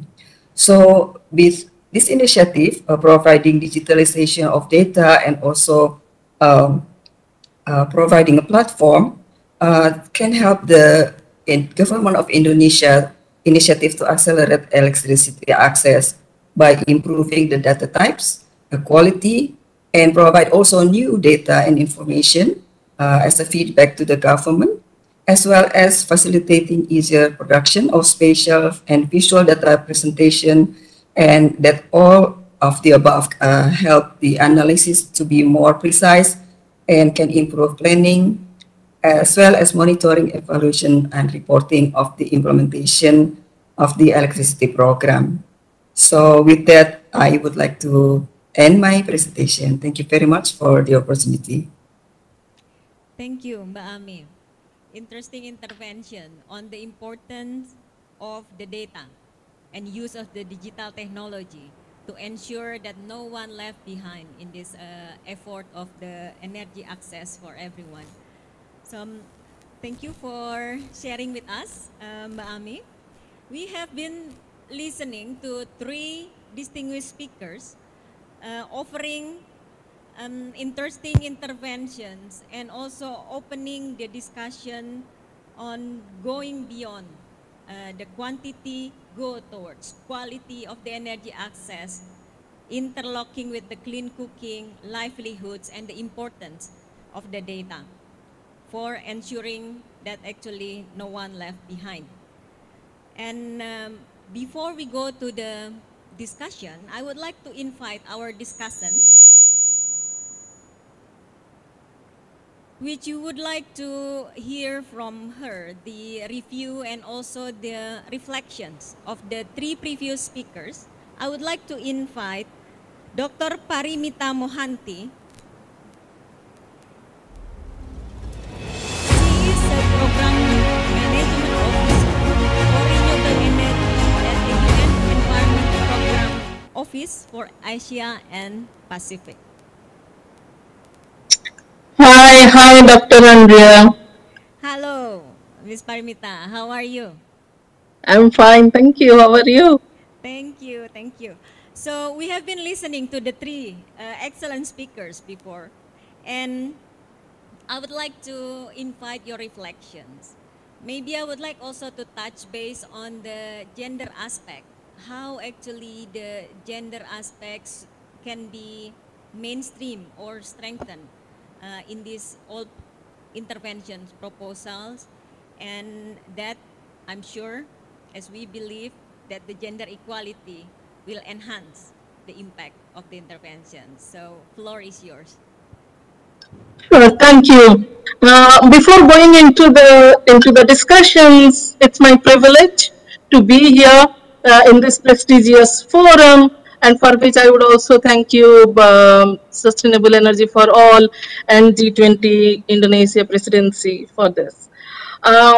No, I have been hearing with all these presentations with lots of interest, and all those presenters have also presented the relevant points so well that it has been so interesting and impressive. So in my view, when we talk about energy access, and we have been talking about energy transition needs to be inclusive, sustainable, and resilient. So these are the three things that have been stressed upon so much throughout the session today. So probably I'll try to cover these things one by one, and then see how the presenters have very nicely covered those aspects. So when we talk about sustainability, as we all know that energy access per se should not be a mere connections to the households or to the village, just to get the definition of electrified or electrification to happen. Energy access needs to be linked to sustainable development. And if we want a sustainable energy interventions, for that, the livelihood generation, the economic activities needs to be connected to that. And it has to be for various different socioeconomic development. That's what the first presenter has very nicely presented. Abhishek has very nicely presented about how CW has integrated the livelihood generation components and also bringing the convergence. That's so important. It's not that we don't have to see energy only as a sole component. We have to see how energy is applicable, let's say for health services, for cooling, for cooking, for cold storage, for bringing more food security. So there are different aspects through which energy can play a very converging role on that. So they have brought a very interesting aspect on how sustainable energy intervention can happen. The second presenter, Simon, has also brought in the very important aspect of it's not that it's only electricity. Cooking is extremely important, equally important, and we have to give focus on both, and how different financing mechanism and enabling environment can be created to address the huge challenge related to. So, and who would be those stakeholders? Because that's also equally important to know who are those stakeholders who needs to be involved while rolling out of some kind of program, so that the scalability and the sustainability that would happen. So that has also been very clearly brought in. And the data part, which is brought by our USAID colleague, is extremely important. I will cover that part probably more in the inclusivity component, but all those presentations are extremely valuable. Now, when I talk about the resilient part, it has to be resilient, and renewable energy or energy actually should not be considered only as a purely climate mitigation project. I mean, that has been something we have to consider this as a tool for building climate resilience, and how community can be make more resilience towards climate change, towards disaster. So those are the things that also needs to be seen. For example, after disaster or post-disaster situation, renewables can play a very critical role for providing drinking water facility, for providing health services, for providing or bringing more food security into that. So those things also needs to be seen in a more integrated manner. Maybe the cyclone shelter and those kind of things also needs to be powered to provide the essential services. for bringing resilience component more into this. And when I talk about inclusivity, that's where leave no one behind comes in. And inclusivity means we have to consider all the sections of the society equally and equitably.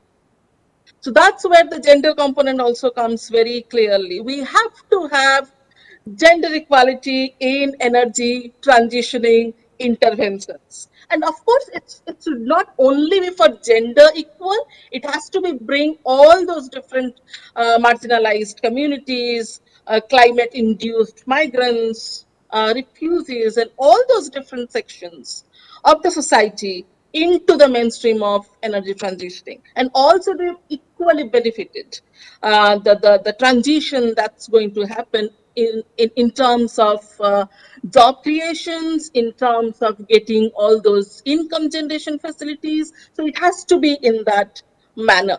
So just to give some examples for ASEAN region, we at UNEP along with our partner UN Women under one of our program, Empower, we are developing a roadmap on how to include gender equality in energy policies and programs. So we have been working with number of member states and trying to see how can we equip them with tools and techniques so that more gender equitable energy policies can be formulated. And when we say gender equal, it's not that only women are the consumer of electricity.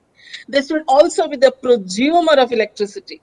They should also get equal benefits in decision making, in creating enterprise, in creating renewable energy businesses, in getting finance, in getting or linked to different business networks that exist. They should also have equal skill sets or access to those skill sets. So it's in all the STEM categories, they should also get equal participation. So it's a matter of how to bring the different sections of societies coming together and contributing into that. Just to give an example, there are a number of reports now out which says that with one loss of job due to the fossil fuel transitioning towards renewables, 3 to 5 jobs are going to be created.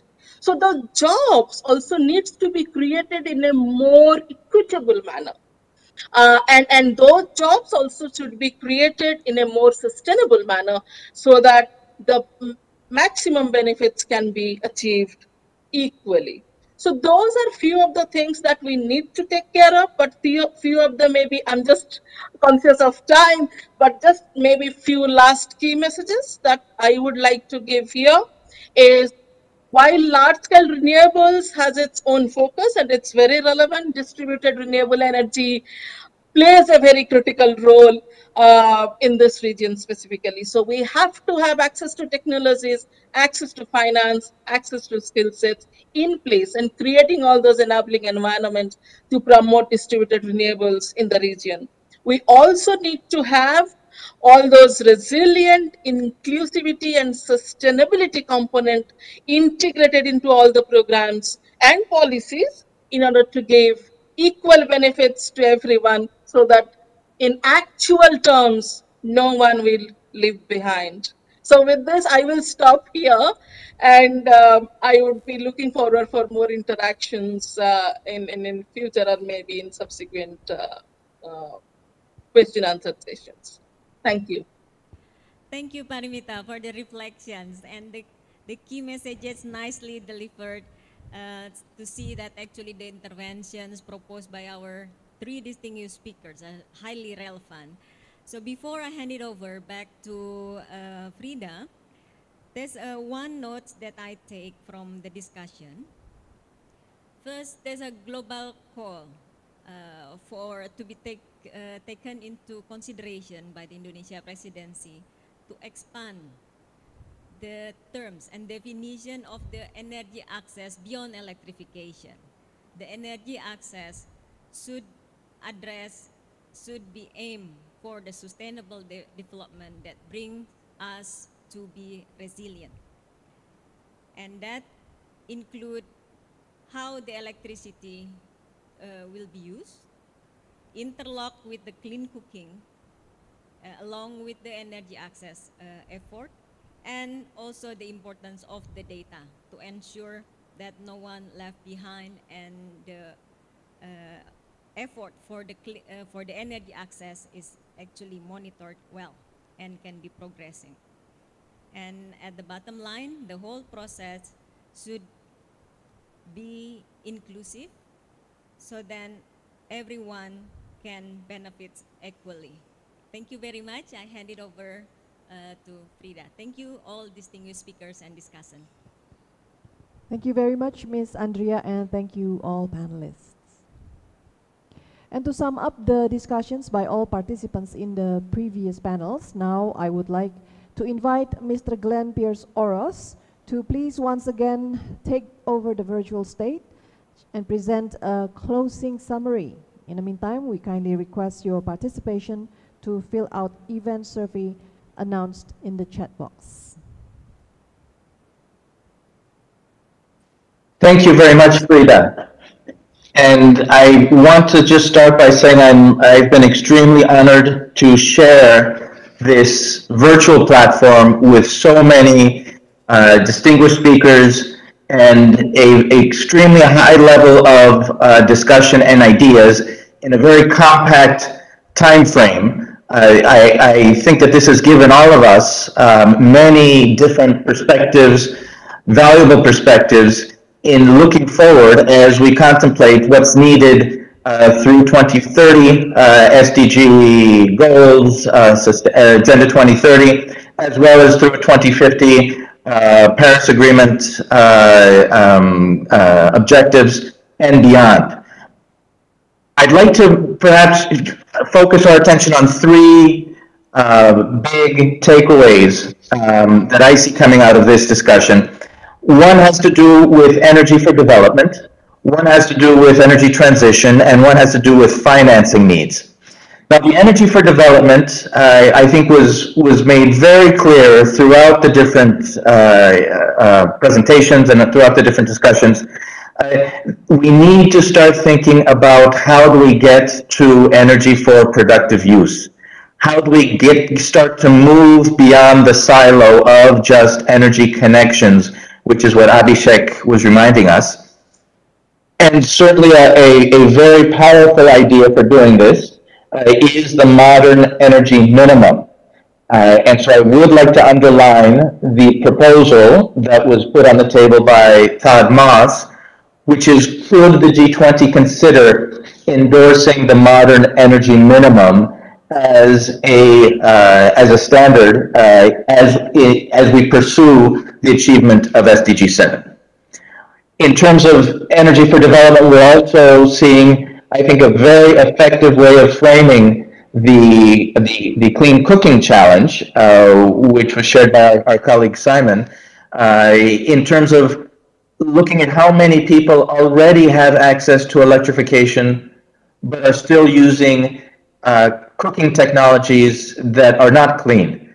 And so by just focusing our attention on these 2 billion people, that would be an incredible step forward in terms of the clean cooking target of universal access to clean cooking technologies and fuels. So this interlocking of this debate, and this is what Rado was pointing out, is going to be extremely important for this energy for development element of the discussion.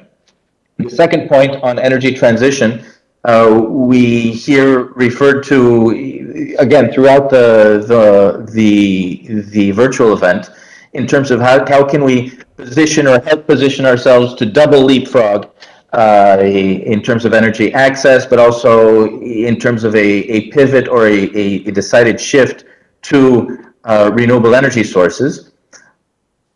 And not forget that it's as much about the grid-based renewable energy as well as the distributed renewable energy that is still so needed in many places. And this is where Ami gave us a good update on where things are going in Indonesia. SDG 7, as many of you know, talks oftentimes about leave no one behind.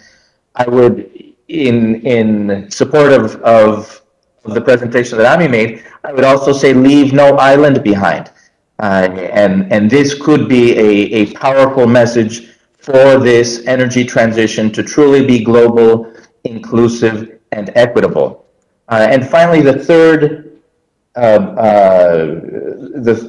big area for takeaways in this virtual event is around the financing needs, and not only identifying where the funding is going, where it's not going, and within countries, as Tita mentioned, how it breaks down in terms of technology, in terms of energy generation in those different countries. We're faced with new challenges. 2022 is clearly different than 2015 when the SDGs and when the Paris Agreement began. We're facing new challenges now with COVID, and Gabriela reminded us of that, that we're still not on track. There is a COVID effect, as well as a very real energy crisis that is being provoked as a result of what's happening in Ukraine. So those are the three big areas that I would like to leave you with. Again, it's been my pleasure, a privilege for ST4All to partner with the Indonesian G20 presidency, and certainly my honor to be on this virtual stage with so many notable and distinguished panelists. Thank you very much. Over to you, Frida. Thanks very much. Thank you very much, Mr. Glenn Pierce Oros, for your participation and also for the closing summary. And last but not least, I would like to invite once again the co-chair of the ETWG G20 Indonesia Presidency, Dr. Prahoro Nurcahyo, to deliver a closing remark for this event.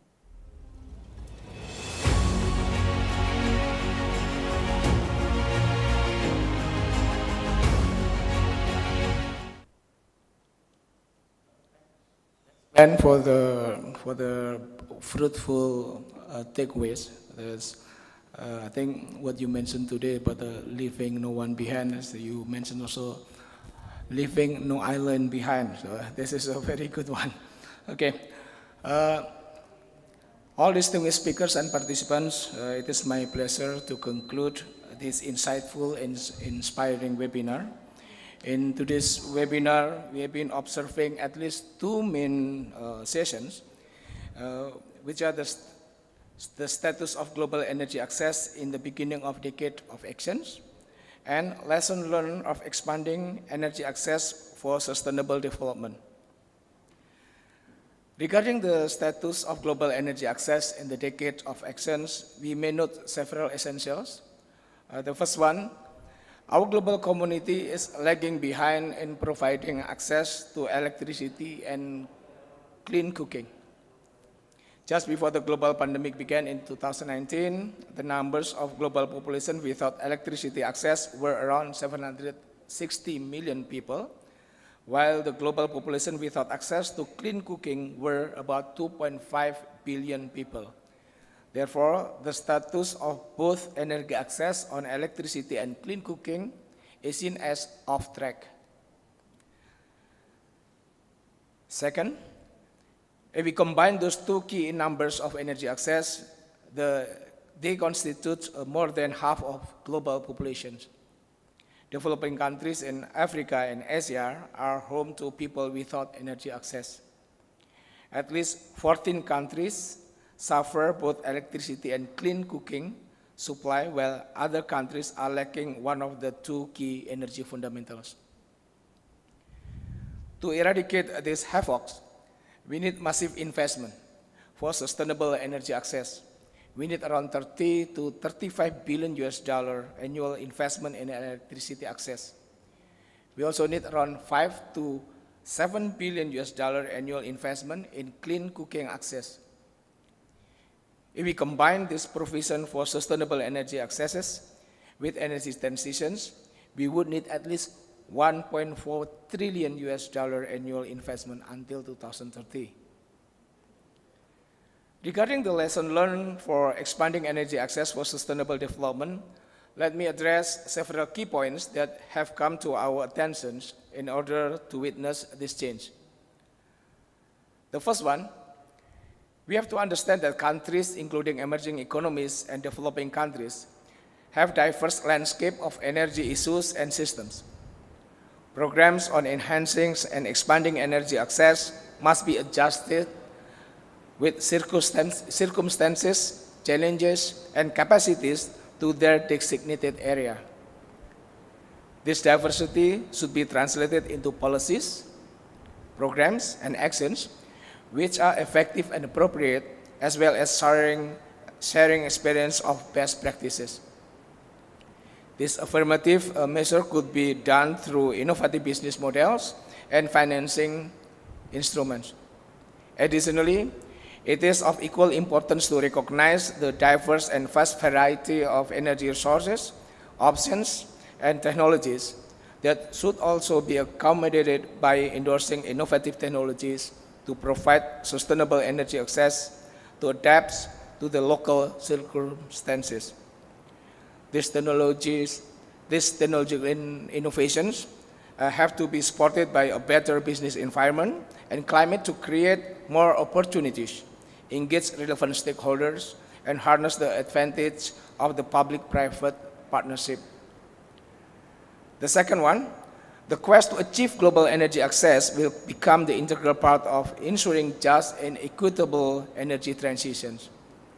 Achieving sustainable energy access must be in tandem with accomplishing sustainable energy transitions. The equity aspects of people-centered transitions could be ensured through program planning and measurable implementations in fulfilling modern energy minimum standards. These new standards will be expected to support emerging markets and developing countries, including least developing countries, to enhance their development level, suffice socioeconomic needs, and create other beneficial economic opportunities for sustainable growth, including decent jobs and quality livelihoods. Third one, G20 has a huge potential to become the key factors to drive the achievement of energy access in this decade of actions. Decent economic growth and promising market outlook combined by innovations in business, technologies, and financing will stimulate further investment and international partnership in sustainable energy access. Moving forward, we are planning to amplify the recommendations, practices, and experiences in sustainable energy access in strengthening the key deliverables of G20 ETWG at the ministerial level. Hopefully, these necessities could also be promoted to the forum of G20 leaders as an integral part of G20 comprehensive exit strategy to support recovery. Within weeks, I do hope I could see you again in the next webinar series of G20 Indonesia's Energy Transition Forum. Thank you so much. Thank you very much, Mr. Nur Cahyo. And huge round of applause to all wonderful speakers and moderators today. I would also like to extend sincere appreciation to all attendees. And please kindly find the event materials from the link provided on the chat box. I'm Frida Litwina. Please stay safe, and I hope to see you again in the next G20 agenda.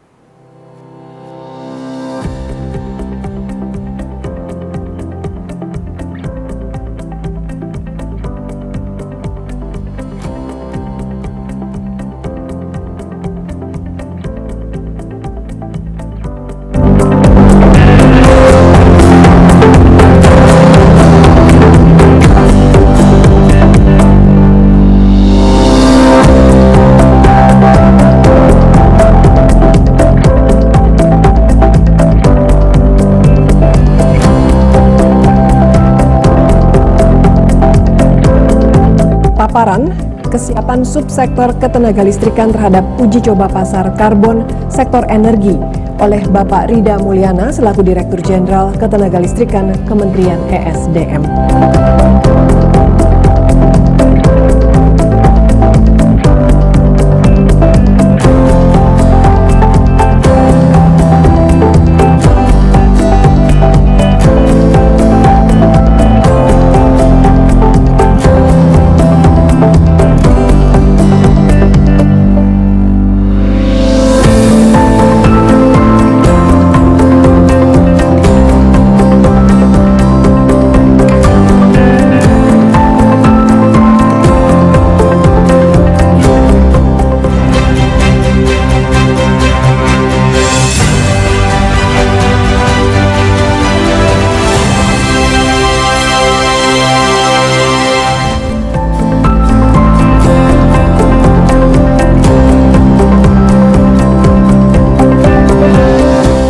Itu carbon market dan carbon price harus menjadi bagian dari upaya penanganan isu perubahan iklim.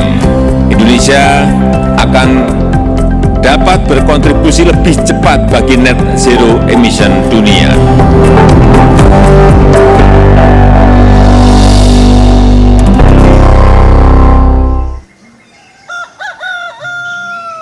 Duh, Bu Joyo, anak-anak di rumah kalau ngerjain tugas mah suka sampai malam. Segala lampu, komputer temeni nyala, kabeh. Semua barang elektronik dicas. Bayar listrik teh asa mahal. Bu Joyo punya toko gini, bayar listrik bisa berapa Bu sebulan?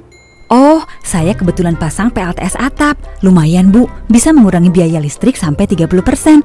Bu Idi bisa pasang juga loh. Sekalian mendaftar program Hibah Sustainable Energy Fund untuk insentif PLTS atap. SEF adalah salah satu program M3, proyek kerjasama antara pemerintah Indonesia melalui Ditjen EBTKE, Kementerian ESDM, dan UNDP. Hibah SEF untuk insentif PLTS atap ini berasal dari Global Environment Facility yang disalurkan melalui kerjasama dengan BPDLH. Hibah SEF untuk insentif PLTS atap terbuka bagi para pelanggan PLN yang akan atau sedang melakukan proses pemasangan PLTS atap dan belum beroperasi atau melakukan pemasangan net metering per 1 Desember 2021. Jadi Bu Ida harus daftar pemasangan PLTS atap dulu ke PLN. Pasang PLTS atapnya ke instansi yang bersertifikat ya Bu. Ada daftarnya di website ini. Setelah itu, baru bisa mendaftar program hibah insentif. Semua warga bisa mendaftar dari mulai kategori rumah tangga, pemilik usaha kecil, pemilik industri kecil, menengah, juga fasilitas sosial. Satu NIK atau NIB hanya boleh mendaftarkan satu kategori ya Bu, dan tidak boleh jika PLTS atapnya dibiayai pemerintah atau donor lain. Cara mendaftarnya, kita perlu menyiapkan berkas yang dibutuhkan, lalu mendaftar online dengan membuat akun, mengisi formulir, dan mengunggah berkas di isuria.m3.id. Nanti setiap pendaftar akan mendapat e-voucher yang baru akan cair jika lolos verifikasi. Apa tadi websitenya Bu? isuria.m3.id. Semua informasi dan tempat mendaftar di sana ya Bu. Cepat ya Bu Ida, programnya cuma ada tahun ini loh. Kuotanya terbatas, hanya untuk 1.300 pelanggan. Wah, oke. Saya pulang ya Bu Joy, mau daftar pasang PLTS atap. Ramah lingkungan, hemat biaya, bisa dapat insentif lagi.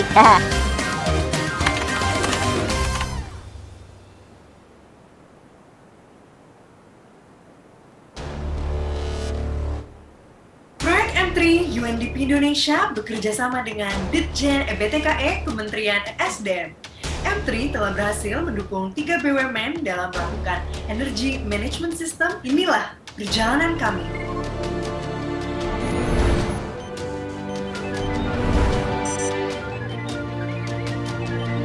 Terima kasih Bapak Ibu dari Jajaran Manajemen Angkasa Pura I sangat mengapresiasi dukungan serta kerjasama Ditjen EBTKE, Kementerian ESDM, dan UNDP Indonesia dalam penerapan ISO 50001 di Bandara I Gusti Ngurah Rai, Bali. Jajaran manajemen PT Angkasa Pura II mengucapkan apresiasi atas dukungan dan kerjasama Kementerian ESDM, Ditjen EBTKE, dan UNDP Indonesia dalam penerapan ISO 50001 di Bandara Soekarno-Hatta, Terminal 3. Jajaran manajemen PT Kilang Pertamina International Unit Cilacap mengucapkan apresiasi atas dukungan dan kerjasama Kementerian ESDM, Ditjen EBTKE, dan UNDP Indonesia dalam penerapan ISO 50001 di PT Kilang Pertamina International Unit Cilacap. Terima kasih kami ucapkan kepada pihak-pihak yang mendukung, terutama kepada UNDP dalam proses pelaksanaan ISO 50001. Kami berharap kerjasama yang baik ini tetap berkelanjutan.